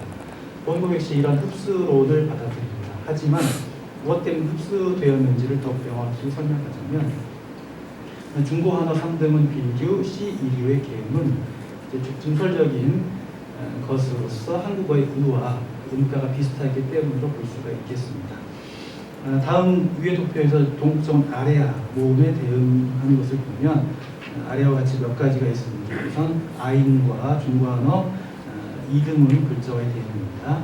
아임에 들어가는 경섭의 글자는 대부분 이등문과 이등문인 경문과 경운의 글자들에 해당하는데 이들은 상고음에서는 진부하고 경부에서 오는 것들입니다. 상고 하나에서 경이음은 상고 하나에서 양음과 경부에서 기원하며 중고 하나인 것 같습니다. 앞에 있는 것은 그 다음에 경우는 증부에서 기원합니다. 즉 양부, 경부, 증부 이것은 이등 글자의 기원이 되는 제국을 각각 개운을 포함해서 랑 그다음에 일단 그냥 해서 읽겠습니다. 랭 그다음에 응에 해당하는 겁니다. 이 R이 이제 이 계음이 중고 하나로 오게 되면서 이로 변화하는 그 과정을 거치는데 정기 중고 하나의 선택이 이제 후설인 단계에 있으니 어느 한 시기에 에 이르렀을 것이라 추정할 수 있습니다. 그리고 아래아는 중고하나 3등의 장조와도 대응하는데 중고하나 장조 글자는 상고하나 R의 개념을 갖고 있으며 중고하나에서 C2로 분류되어 중설적인 개념을 갖게 됩니다. 이들의 공통점은 아래아 대응 한자들이 상고하나 시기에 R의 개념을 갖는다는 것입니다. 뿐만 아니라 또 아이는 해에서 1등문의 해운 글자하고 대응하는데 이거하고도 대응하는데 중고하나 해운은 대개 상고 하나의 지부에서 온 것입니다. 지부의 상고음으로부터 중고음의 변화 과정을 정장 상방에서는 이제 아래와 같이 설정을 하였는데 이에 대해서 반어문에서는 정장 상방에 어를 이로 수정을 하였습니다. 즉 여기에서도 아래아는 의와 밀접한 관련이 있음을 볼 수 있습니다. 다음에 이제 자운의 아래아와 지섭의 치음 글자들과의 대응인데 이 글자들은 중원음문에서 지사운에 들어가고 현대 한어에서는 설천모음인 약간의 이제 전설적인 것과 중설적인 것의 중간 정도로 이야기할 수 있는 모음을 할 수 있겠는데 이러한 모음으로 이제 발음을 합니다. 이들은 북송실기에서 그 흔적을 찾아볼 수 있습니다. 이제 북송의 소음의 한국경세 성원 창업에서 지운과 지운의 정조에 해당하는 자사, 사, 지운의 장조에 속하는 선비사 것들이 이제 홍음의 반류와 폐류에 넣습니다. 즉 이러한 음운 현상은 이미 북송 시기부터 있었음을 볼 수가 있는데 이에 대해서 입지위에서는 중설적인 의로 설정하고 그 음은 의와 어 사이의 음일 것이고 어와 사이의 음일 것이라고 보았습니다.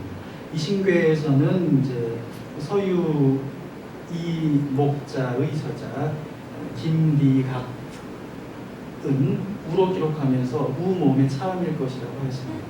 그리고 이제 양검교에서는 서양 선교사들이 이음에 대해서 다양한 기록을 이제 남기고 있음을 제시했는데 여기에서는 이제 에우, 그다음에 Z, Y, U 등으로 등으로 이야기했습니다. 이와 같은 서술들을 바탕으로 보면 지섭의 치음의 음가를 보면 되게 의와 가까울 것이라 이제 볼 수 있겠습니다.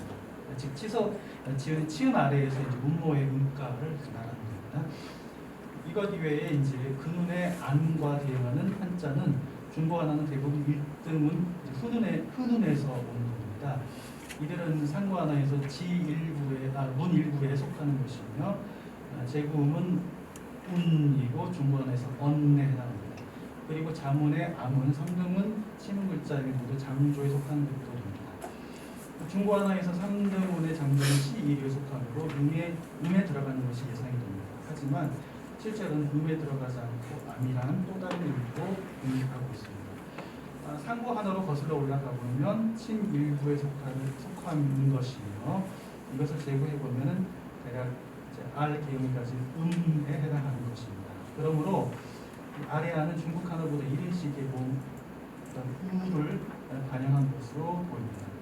즉 고노로쿠로에서 역시 잠과 같은 글자는 기본층이 비침보다도 H11H의 것과 서로 관련이 된다고 볼 수 있겠습니다.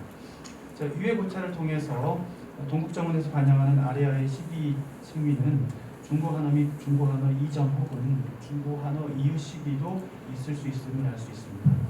그러나 어느 한 시기와 대응하든 주목해야 할 것은 아래아가 단모음으로 나타날 때는 흔히 우와 가깝고 이중모음으로 나타날 때는 어와 가깝다는 것을 발견할 수 있습니다.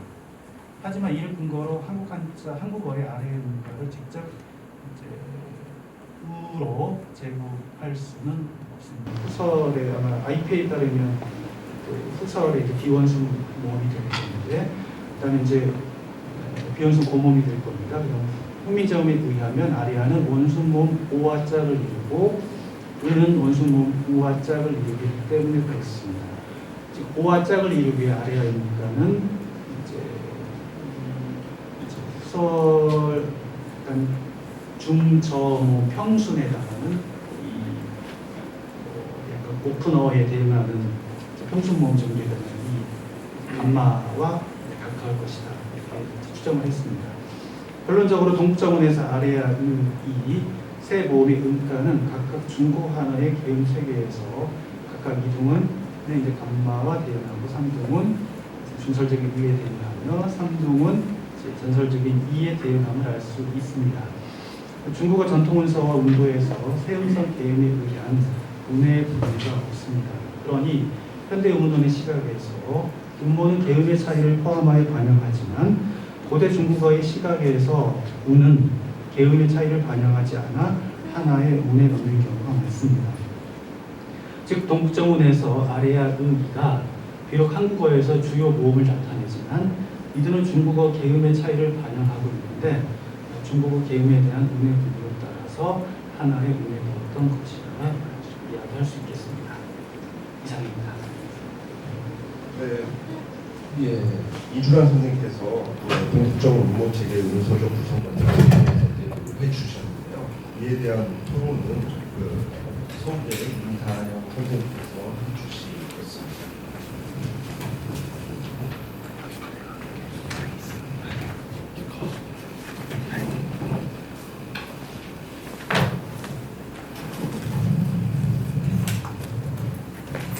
토론을 맡은 서울대 임다영입니다.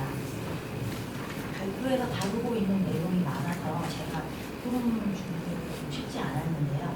일단 준비해온 토론을 읽도록 하겠습니다. 네, 이 발표는 언어 접촉 이론의 관점에서 동국정음의 음문 체계의 특징을 구체하고 나아가 중고한어의 개음과 아래와 위와의 음문 대응에 대한 논의한 것입니다. 결론은 세 가지로 요약할 수 있는데요. 첫째, 정문음의 종명, 순명음과 리을 여린이 시 각각 중국어 음미 무와 합성음미 트를 반영하기 위한 것이다. 둘째, 중성 가운데 유어이와 같은 내용은 중국어의 음절 구조에 맞추기 위한 인위적인 체계입니다.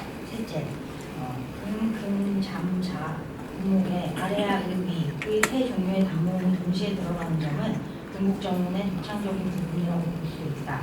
그러나 아래아, 위의 차이는 결국 중고한어의 개음의 차이를 반영하고 있을 가능성이 있으므로 이 문서의 운의 분류는 운을 분류할 때 개음의 차이를 반영하지 않는 중국 정통 문서의 분류 방식을 따르고 있다고 볼 수 있다.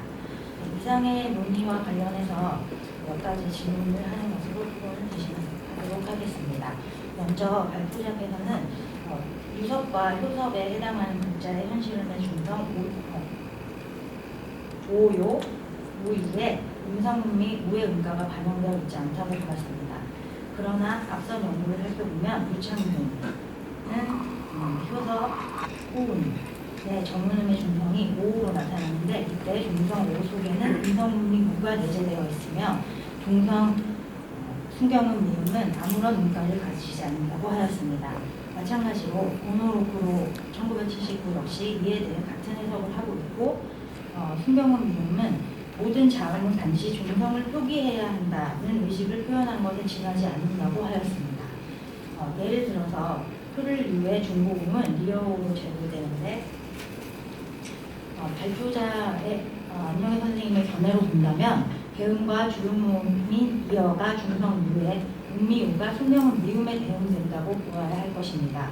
그러나 유창균과 모노로프로와 같이 이어우가 중성 유 하나에 모두 반영되었다고 보는 것이 저로서는 합리적인 해석이라는 생각이 듭니다. 이에 대한 선생님의 생각을 듣고 싶고요. 둘째로 발표문 8페이지에서 중성 구조의 유형 가운데 JW, 즉 철구호의 개음이 포함된 유여이의 경우 중국어 음절 구조에 맞추기 위한 조치라고 설명하면서 사호를 언급하였습니다. 그런데 중국어 의문사를 첨부하면 사호의 개념과 명칭이 의문사입니다. 따라서 동국정나라 후에 등문서인 유에 대한 부터입니다. 따라서 동국정문이 가는된 시기에는 아직 철거에 대한 개념이 확립되어 있지 않다고 볼 수 있습니다. 물론 홍무정문을 보면 철거 개념이 생기기 시작하고 있는 것은 사실입니다. 그리고 명말 청구의 1등과 2등에 합류하고 3등과 4등이 합류하기 시작한 것은 맞지만 동국정문의 편자들이 한국 한자어를 구성하는 데 있어서 음소나 운도에 나타나지 않는 그냥 중국어의 변화, 그 당시의 중국어의 변화를 참고했다고 해석하는 것은 아직까지 어렵습니다.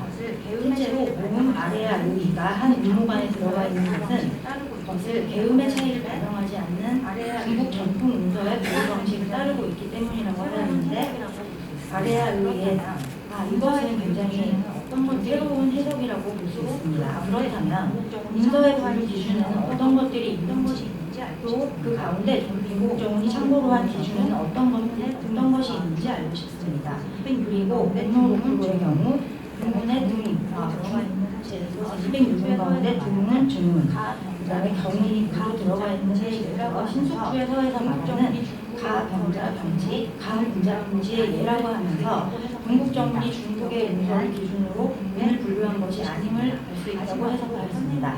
여기에 대한 선생님의 정리를 듣고 싶습니다. 마지막으로 선생님께서는 1장과 2장에서 언어적 조론에 대해 자세히 설명을 하고 있습니다. 또한 서론에서는 언어적 조의 시각에서 동국정문 한자음의 음문 체계를 설명하고자 한다고 하셨는데 물론이 3, 4, 5장을 가면 그 이론과 그 이론에 의한 해석이 거의 보이질 않습니다. 언어 접촉 이론과 논리의 대응 사이에 어떤 관계가 있는지 알고 싶습니다. 이제 저희 임다영 선생님께서 사실은 안영 선생님에서 많은 것을 얘기를 하고 있고 세 가지가 어려웠다고 했는데 상당히 중요한 네 가지 질문을 해주셨습니다. 여기에 대해서 혹시 필자께서 오셔야 안영 선생님께서 설명을 해주셨어요. 필자께서 오셔야 정확한 답변을 해드려야 될 것 같은데 제가 첫 번째 필자 입장에서 좀 말씀을 드리면 일단은 첫 번째 질의 성경 미음이 들어가는 경우는 의문적으로 해석을 하자면 정의선에서 말씀해 주신 고도로프의 해석들이 정의선 해석이나 고도로프 엄밀하게 해석이 맞다고 생각을 합니다.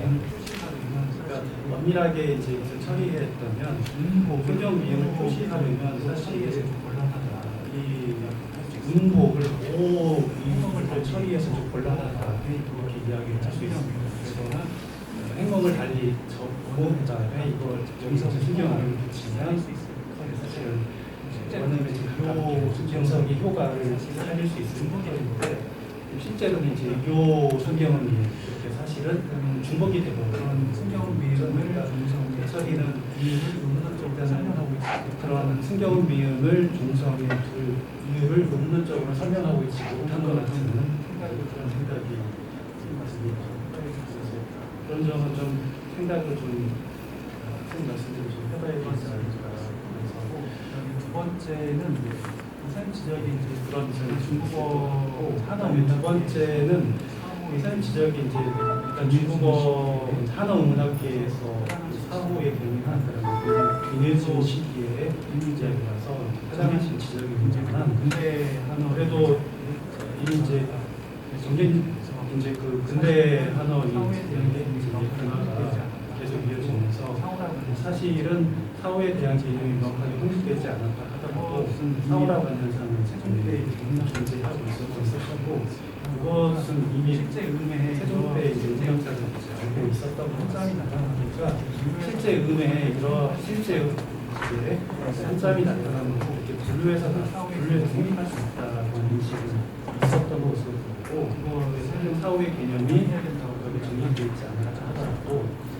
그것을 반영해야 되는 부분들은 가지고 있었다고 생각을 하고 그래서 이미 강시환 선생님도 이제 도덕적으로나 이런 걸 논의를 통해서 이 사후를 적극적으로 반영하기 위한 개념을 놨다는 게 언어적이고 그래서 개념은 아직 확립되지 않았고 하더라도 언어적으로 존재하고 있어서 그것을 인지하고 반영하려고 했던 것이 아니라 사실 이렇게 생각이 좀 편찬하는 실제 이 점에서는 당시 이제 공적으로 편찬하는 신속들이 하나의 변화를 상당히 세 번째 질의를 보여주는 예가 아닐까 생각합니다.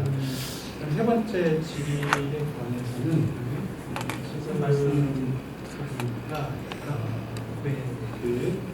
선생님 말씀을 읽어보고 보니까 가지고 있는 안녕히 선생님 다 대답하실지는 모르겠는데 아래와 의의 경우 지금 이제 문제 삼았던 것은 운두하고 운복의 경우 사실상 결국은 이런 이야기인데 운두하고 운복이 이제 운복하고 운미의 거죠. 그러니까 결국은 운두가 가지고 있는 음성적인 문학적인 특색과 여기 표현 해석을 아래에 의기가 유사 첫 번째 질문인데 그래서 사실은 운두의 기능 사실상 무력화된다 뭐 이런 이야기인데 이렇게 하면 사실은 운복하고 운미의 관계를 평행적으로 생각을 해볼 필요가 있지 않을까 하면 생각을 생각해보는 겁니다.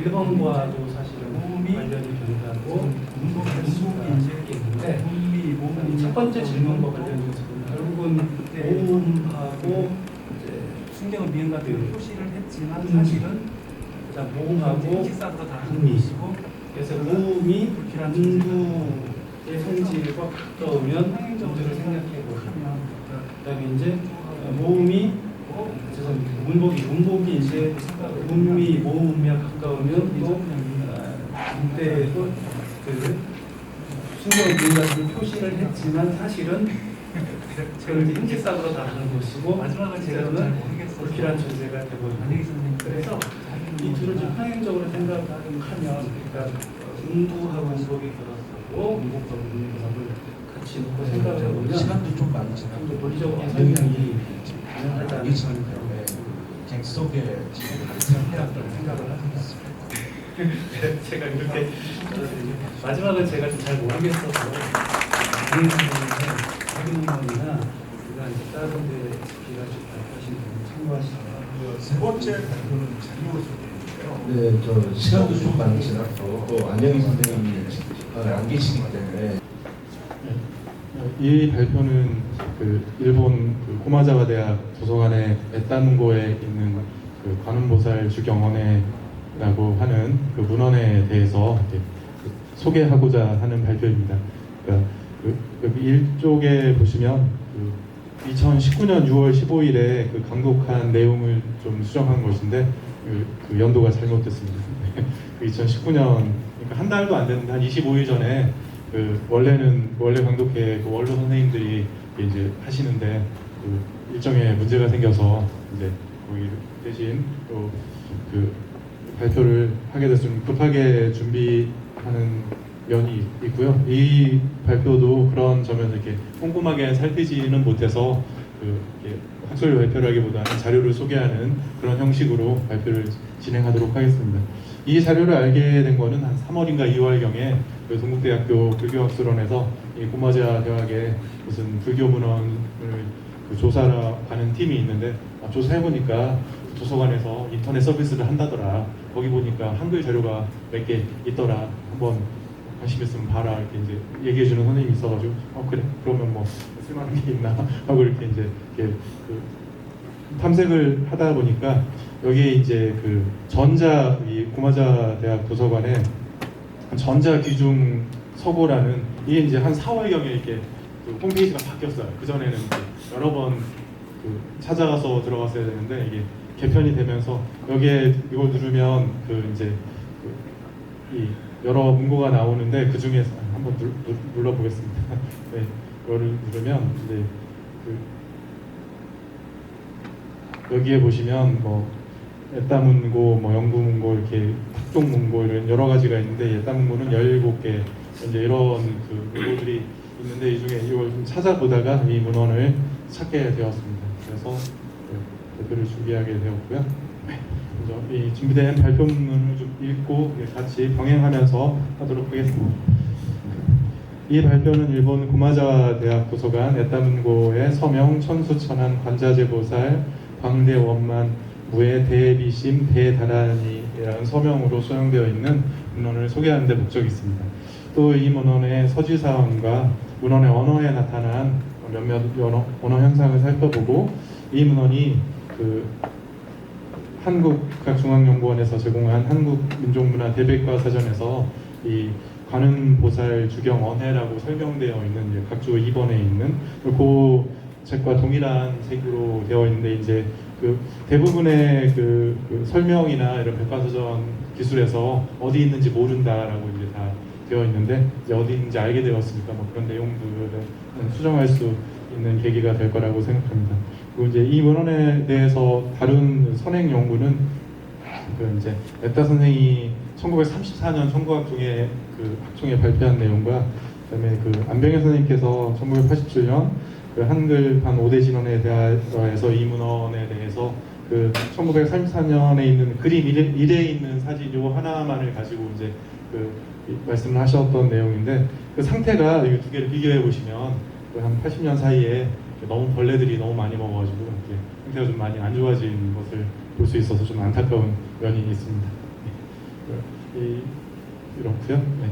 그래서 이제 이쪽으로 가서 이 문헌의 기본 정보 및 서지사항을 살펴보시면 이 표지에는 이렇게 관음보살 주경의 전 뭐 이렇게 구암 이런 식으로 되어 있고요.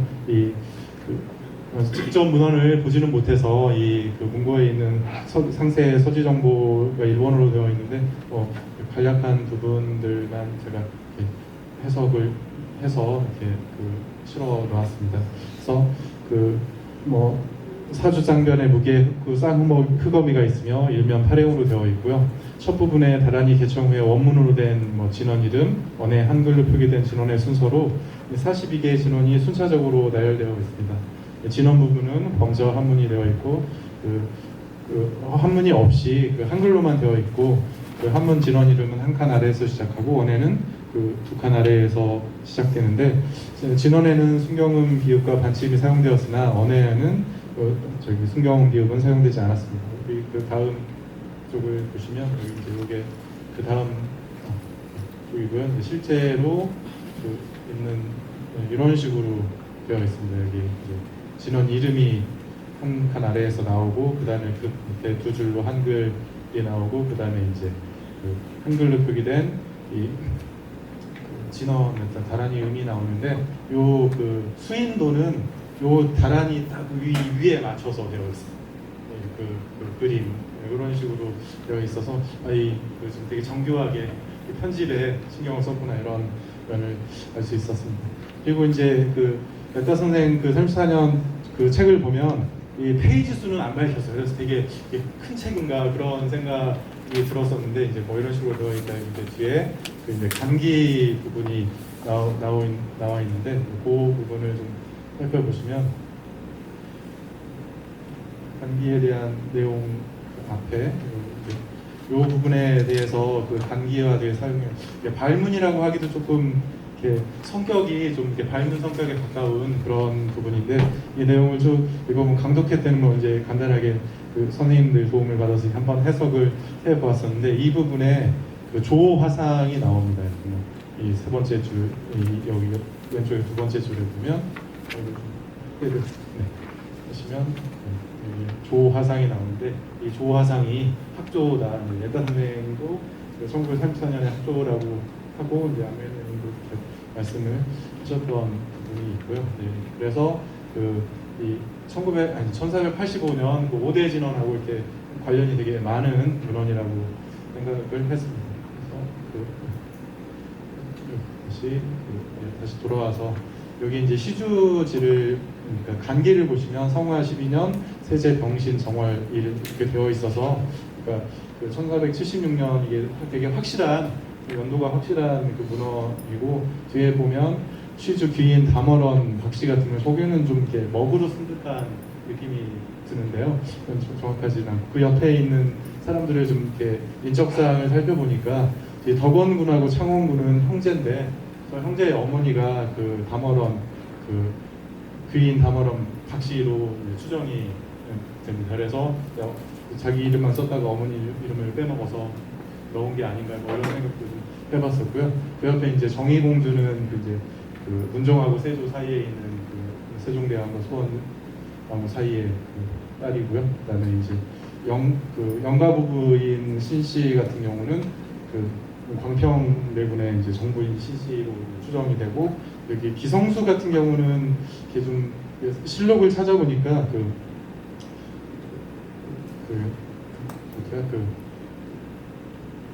효령대군의 그 이제 손잡고 되는데 이제 얼자 출신이어가지고 좀 중요한 왕족은 아니었던 게 아닌가 이런 생각이 들어서 이런 내용들은 그러니까 그 간기하고 시주지 내용을 살펴봤을 때는 그 성종 12전에 왕실이 관여해서 왕실의 관여로 그 간행한 문헌이라고 생각되는데 이제 그 인수 대비하고는 뭐 직접적인 그 뭐 관련이나 이런 것 좀 찾아보긴 어렵지만 그 당시에 그 왕실에서 가장 영향력이 많은 성종의 이제 생모니까 좀 그런 영향도 있지 않았을까 이런 생각들은 해보는데 뭐 정확한 근거나 이런 것들은 좀 찾아볼 필요가 있을 것 같고 그 다음에 이제 서사자하고 저기 각수 같은 경우가 그 당시 그 왕실에 관여했던 여러 문헌들에 이렇게 나타나는 박경이라든지 각수 이영산이나 최금동 같은 경우에는 그 인수가 작업하는 그런데 실제적으로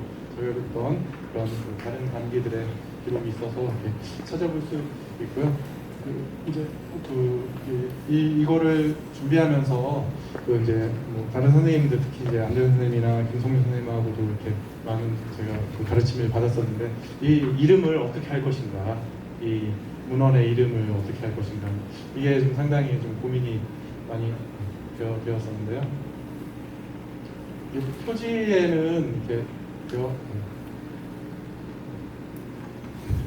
가서 표지는 이렇게 정확하게 뭐 이렇게 묵서로 관음보살 주경이라고 쓰여 있는데 이거는 이 책의 이름으로 이거를 쓸 것인가라는데 이제 이 표지의 제목과 책을 딱 처음에 폈을 때 건도에 있는 이 내용이 다르기 때문에 이거를 좀 바로 그 책 이름으로 삼기에는 좀 어려움이 있겠다 이런 생각을 했고 그 다음에 이제 첫 줄에 나오는 천수천안 관자재보살 그 광대원만부의 대비신 대다란이 개청 이렇게 쓰여 있는데 이건 다란이 개청이니까 다란이 개청은 다란이를 읽는 이런 그 부분이어서 이거를 그 책 이름으로 쓰기에는 좀 어렵겠다 이런 생각을 했고요. 그 다음에 이제 요게 있는 그 다란이 경이라는 그 경전이 있는데 이 경전은 또 이 다란이를 번역한 사람과 경전을 번역한 사람이 달라서 여기 이제 딴문고에는 이 다란이 경을 번역한 그 사람을 저기 역자로 해놓고 있어서 가범달마로 해놨는데 가범달마의 내용하고는 그 전체적으로 다란이하고는 관련이 없는 걸로 생각이 되었습니다. 그래서 그래서 제가 그 생각한 거는 안병현 선생님께서는 이런 그 내용을 살펴봤을 때 이 42수 진원이라고 하자라고 이렇게 제안을 하셨고요. 그다음에 이제 여기에 이 판심제가 여긴 잘 안 나오지만 이렇게 각수라고 되어 있어서 손수자하고 각각자의 각수라고 되어 있는데 이제 그 1485년 그 이제 5대 진원에는 5대라고 쓰여 있어서 그건 이제 진원을 다 모아놓은 이제 전체적인 진원을 나타내는 거지만 이 책 같은 경우는 뒤에 간기도 따로 있고 이 그 판심제도 있고 뭐 이런 걸 봤을 때는 독립된 하나의 열세장밖에 되지 않지만 그 독립된 책으로 보는 게 좋지 않을까. 그래서 그리고 이제 주된 내용이 언어에 관련된 내용이어서 제 개인적으로는 그 안병희 선생님께서 말씀하신 42수 진언에 언어를 붙여서 우리가 법화경도 법화경으로 되어 있지만 법화경 언어라든지 능엄경 노등엄경 언어라고 부르는 것처럼 그렇게 하는 게 어떤가라고 이제 제안을 한번 해보고 싶고요. 근데 이제 그렇다 그러면 요거는 좀 특성이 언어가 라면 그 언어에 대상되는 부분이 있어야 되는데 그 부분이 이 문헌에는 나타나지 않고 1485년 그 5대 진원 그 앞부분에 있는 42수 진원 부분에 그 내용이 나타나고 있어서 그 부분이 이제 여기 보시면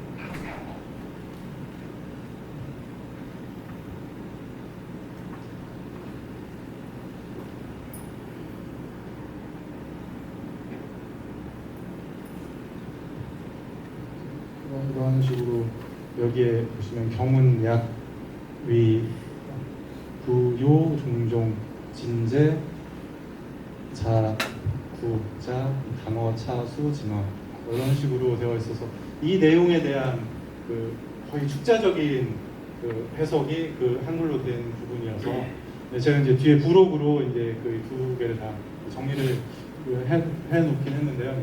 그러니까 그런 식으로 되어 있어서 이 대상 부분이 있어서 이렇게 언어로 부르면 어떨까 이런 제안을 하는 바입니다. 그 사쪽에 그 언어의 양상과 이런 부분들을 좀 정리한 거를 읽도록 하겠습니다. 이 문헌의 언어 양상은 한문으로 된 진원의 이름 뒤에 바로 한글로 된 언어가 나타납니다. 이 문헌만으로는 언어 내용의 적용이 무엇인지 바로 알기는 어렵습니다. 그런데 이 문헌의 42수 진원과 수인도가 동일하게 나타나는 5대 진원과 비교해보면 언어의 적용을 쉽게 찾아볼 수 있습니다. 앞에서 제시된 그림들과 동일한 진원 부분은 월정사본 5대 진원에서 찾아볼 수 있습니다. 지금 이 부분이 월정사본 5대 진원입니다. 월정사본 5대 진원에는 언어는 없지만 한문으로 된 진원 이름 뒤에 적용 내용이 한문 소자 두 줄로 나타나고 있습니다. 그래서 이 4번 내용을 살펴보면 언어의 내용이 거의 축자적으로 동일한 양상을 나타내고 있음을 알 수 있습니다. 예, 그 축자적으로 이렇게 한 부분이고요. 그 다음에 42개가 전부 다 그 거의 동일한, 그러니까 거의 축자적이어서 그 뒤에 부록을 살펴보시면 확인할 수 있습니다. 이제 언어의 양상은 이런 부분으로 나타나고요. 그 표기를 좀 살펴보면 특이한 표기들이 그 한자음 표기가 좀 특이했다고 생각했는데 1476년이면 대체적으로 동국정운식 한자음을 표기할 텐데 이 문헌에서는 그 현실 한자음에 가까운 표기들을 쓰이고 있어서 이 5번의 가 같은 경우에는 법제하고 유정 이 부분이 딱 그 두 얘는 앞에 저기 한자를 쓰고 한자음을 쓰고 두 예만 나오고 나머지 오 나에 있는 내용은 여기에 나오는 이 단어들 중에서 제가 나름대로 이 한자음을 표시한 것이라고 판단하는 것들을 모아놓은 것입니다. 그래서 그 실제 오나 같은 그런 표기들이 실제 한자음을 표기한 걸로 본다면 이 당시에 그 한자음 표기가 1976년에 왕실이 관여해서 한 문헌이지만 그 현실 한자음을 나타내는 걸로 봐서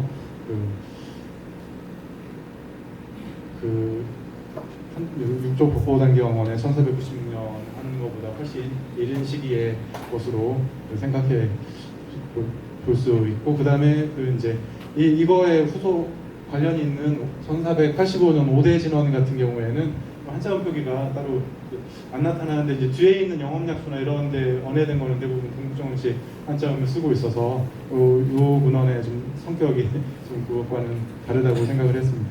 그리고 이제 6번과 7번은 6번 같은 경우는 이제 특히 대격 조사를 중심으로 주격 조사도 있고 그런데 이 연철과 분철을 크게 관련 없이 좀 자유롭게 수의적으로 사용한 예들이 있고요. 그다음에 알도 쓰고 을도 쓰고 날도 쓰는데 를은 좀 못 찾았던 부분이 있었고요. 그다음에 이제 7번의 예들은 그 이제 분철된 예들을 제시하는 건데, 이 분철된 예들은 대체적으로 한자음인 경우에 좀 분철이 좀 더 잘 나타나는 경향이 있었던 것 같습니다.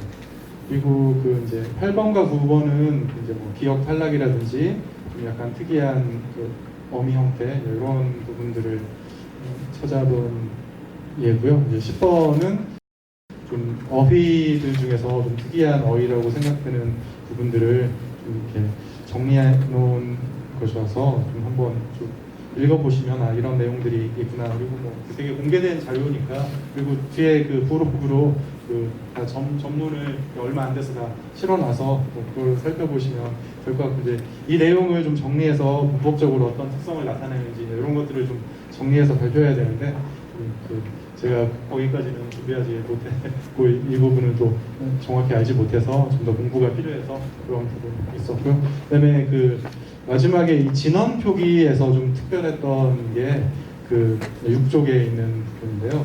그 진원의 한글 표기가 그 85년 5대 진원에도 그 진원은 한글로 표기가 나타나는 두 개를 비교해 보면 이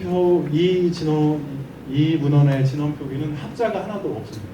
두 글자를 한 글자로 하는 그런 게 하나도 나타나지 않고, 그다음에 이제 그 구두점 비슷한데 그 동그라미 번점을 그 5대 진원에서는 가운데도 찍고 끝에도 찍죠. 오른쪽 아래도 찍는데 이거는 그냥 검은 묵점으로 한쪽에만 찍고, 그게 이제 그 진원의 이름에도 같이 찍혀 있어서 좀 이렇게 이런 부분들이 좀 다르게 나타나고, 그 11번 예문 같은 11번 예문 11번에 나타나는 다른 게 다 똑같은데 다른 게 딱 한 군데가 있었는데 이 부분이 이제 바랴를 이 책에서는 바랴라고 연철된 형태로 썼는데 이 5대 진원에서는 발야로 이렇게 분철된 형태로 써서 요 차이가 좀 나타나는데, 안영희 선생님이 작년에 쓰신 독서 논문의 그 내용들을 보니까 다프 파랴 하사 요 부분이었었는데, 그러니까 RYA인데 그 받침으로 5대 진원에서 나타나고 여기서는 연철된 형태가 나타나서 어떤 특별한 의미가 있나 그런 생각을 해봤습니다. 그리고 이 아래아와 관련해서 이 진원의 표기엔 아래아와 관련돼서 이 한글판 1485년 5대 진원에 나타난 그 합자된 예들은 그 앞에 있는 글자가 다 아래아로 끝나는 부분이어서 그때 그 아래아를 어떤 음가를 준 것인가, 그리고 이제 원어로 보면 그게 이제 앞에 그 자음이 연쇄될 때 나타나는 거여서 그런 부분들이 있었습니다. 그래서 나름대로 이 문헌을 정리하면서 제가 좀 생겼던 정리했던 결론은, 자, 이 진원이나 이 한글 진원을 특히 이제 진원에 관련된 표기를 하는데 좀 시범적으로 여러 가지를 해보고 이제 나중에 1485년 쪽으로 가면서 좀 더 진원 부분에서는 정교한 표기로 가는 순간이 아닌가 그런 생각을 해봤습니다. 발표는 여기서 마치도록 하겠습니다. 예, 수정수 선생님께서 관음보살 주경원에 대해서 발표를 해주셨는데요. 여기 따로 토론은 마련되어 있지 않고 객석에 질문을 받도록 하겠습니다. 네, 그래서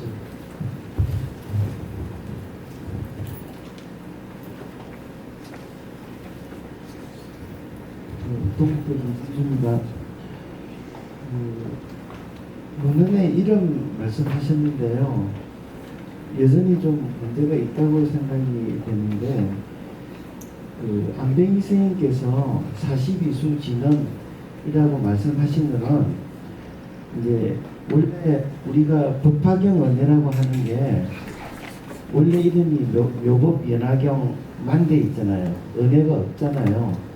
그래서 이제 옛 문헌에서 한문 경전하고 언해 경전을 구분하지 않고 불렸던 관례가 있으니까 우리 이제 국악에서는 언해 문헌들은 언해를 좀 붙여서 불러서 이제 그걸 구분하자는 뜻에서 우리 국악 쪽에서 법화경 언해, 너금경 언해 이런 거 쓰지 않습니까? 네. 그거는 이제 안병희 선생님의 제안이겠죠. 제안이 거의 관리가 됐고, 그런 의미에서 42수 진언이라면 그거는 맞는 말인데요. 그렇다고 해서 이 문헌의 이름을 42수 진언, 정식 이름, 이른바 그 가전 이름이라고 하는 그걸 42수 진언이라고 할 수 없고요. 역시 그 권수제 그 보이는 천수, 천안, 뭐 관자재, 보살 돼 있는 부분 있죠. 거기에서 이제 그 개천까지 들어있어서 이거를 문헌 제목으로 삼기가 좀 곤란하시다고 그랬는데 제가 자신은 없습니다만 거기에서 개청은 이제 다란이가 시작하니까 이제 개청이 먼저 시작된다고 해서 개청이 붙은 걸 거고요.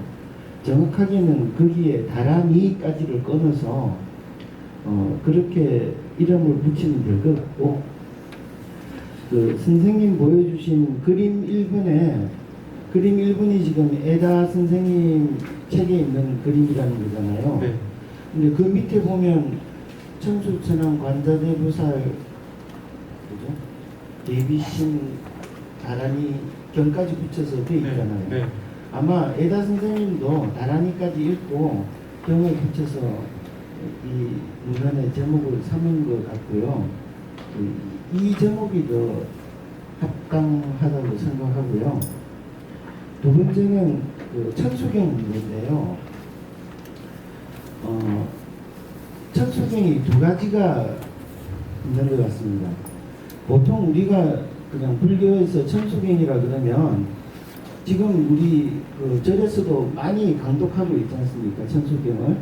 근데 그 천수경이고 아마 규장각의 천수경 은혜라고 되어 있는 문헌은 그 문헌에 관련된 걸 거고요.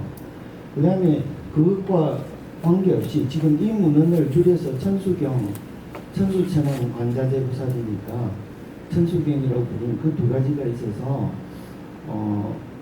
천수경도 두 가지로 나누어서 생각하고, 그렇다면 약호로서 천수경은 뭐 안 될 것도 없는 거죠. 두 개가 다른 문헌인 게 확실한데 이것도 약호로서 천수경이라고 부를 수도 있다, 이렇게 말씀드리고 싶습니다.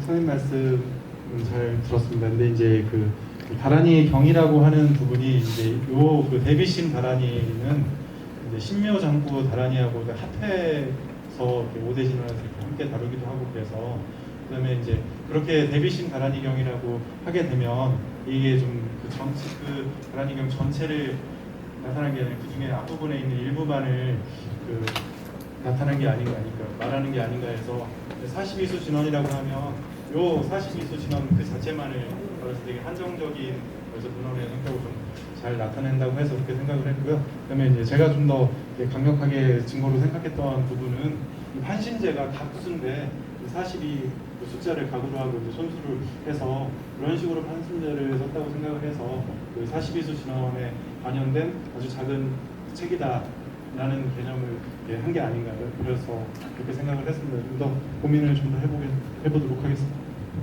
네. 적어도 언해를 붙인 건 아닌 것 같아요. 그러니까 관세음보살 관음보살 주경 언해. 관음보살 주경 언해, 그러면 일반적으로 언해가 붙으면 관음보살 주경이라는 게 있고, 예를 들어서 온만이 관매용 이거에 대한 그 내용에 대한 언해가 나오는 게 일반적이지. 이거는 여기서 언해되어 있다고 얘기하는 거는 진언은 언제 읽는 거다. 이러이러할 때는 이 진언을 읽어라 하는 부분만 얘기가 번역이 되어 있는 거잖아요. 그러니까 일반적인 그 법화경이면 법화경 원문에 대한 언해가 있어야 되고, 그러니까 일반적인 언해가 붙었을 때 그런 것하고는 달라서 언해를 붙이는 것은 별로 좋은 것 같지가 않다는 생각이 들고요. 그냥 저도 그냥 이거는 나중에 얘기하도록 하겠습니다. 예, 원래 3부 발표가 10시 50분까지 50분부터 10분간 쉬는 건데요. 지금 시간이 거의 11시가 다 됐습니다. 많은 질문이 있으시겠지만 그 쉬는 시간에 개인적으로 좀 질문을 해주시기 바랍니다. 다음 발표 제4부 발표에 그 사회를 김현주 선생님께서 보시는데요. 좀 양해를 구하고 좀 10분간 쉬고 시작을 하도록 하겠습니다. 그리고 예, 저 평론사의 주관입니다. 저기 오늘 정시 우리가 일정이 오후에 교육이 있는데 교육은 사실상 제가 여기저기 위해서 그냥 넣어둔 거고 교육은 없고 바로 폐회를 하게 될 텐데 폐회를 하고 난 다음에 점심 식사 잠깐 학교 연합회 식당에 하기로 지금 잡았는데 혹시 점심 못 잡수시고 가신 선생님 좀 계시는지 좀 조사 좀 하고 싶습니다. 그래서 식사 안 하고 가실 때 설명 좀 들어주시면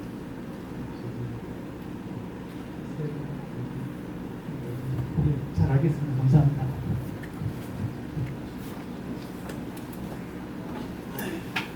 네, 저희 발표를 해주신 그 한영수 선생님께 그 박수 보내고 한국에 맞춰서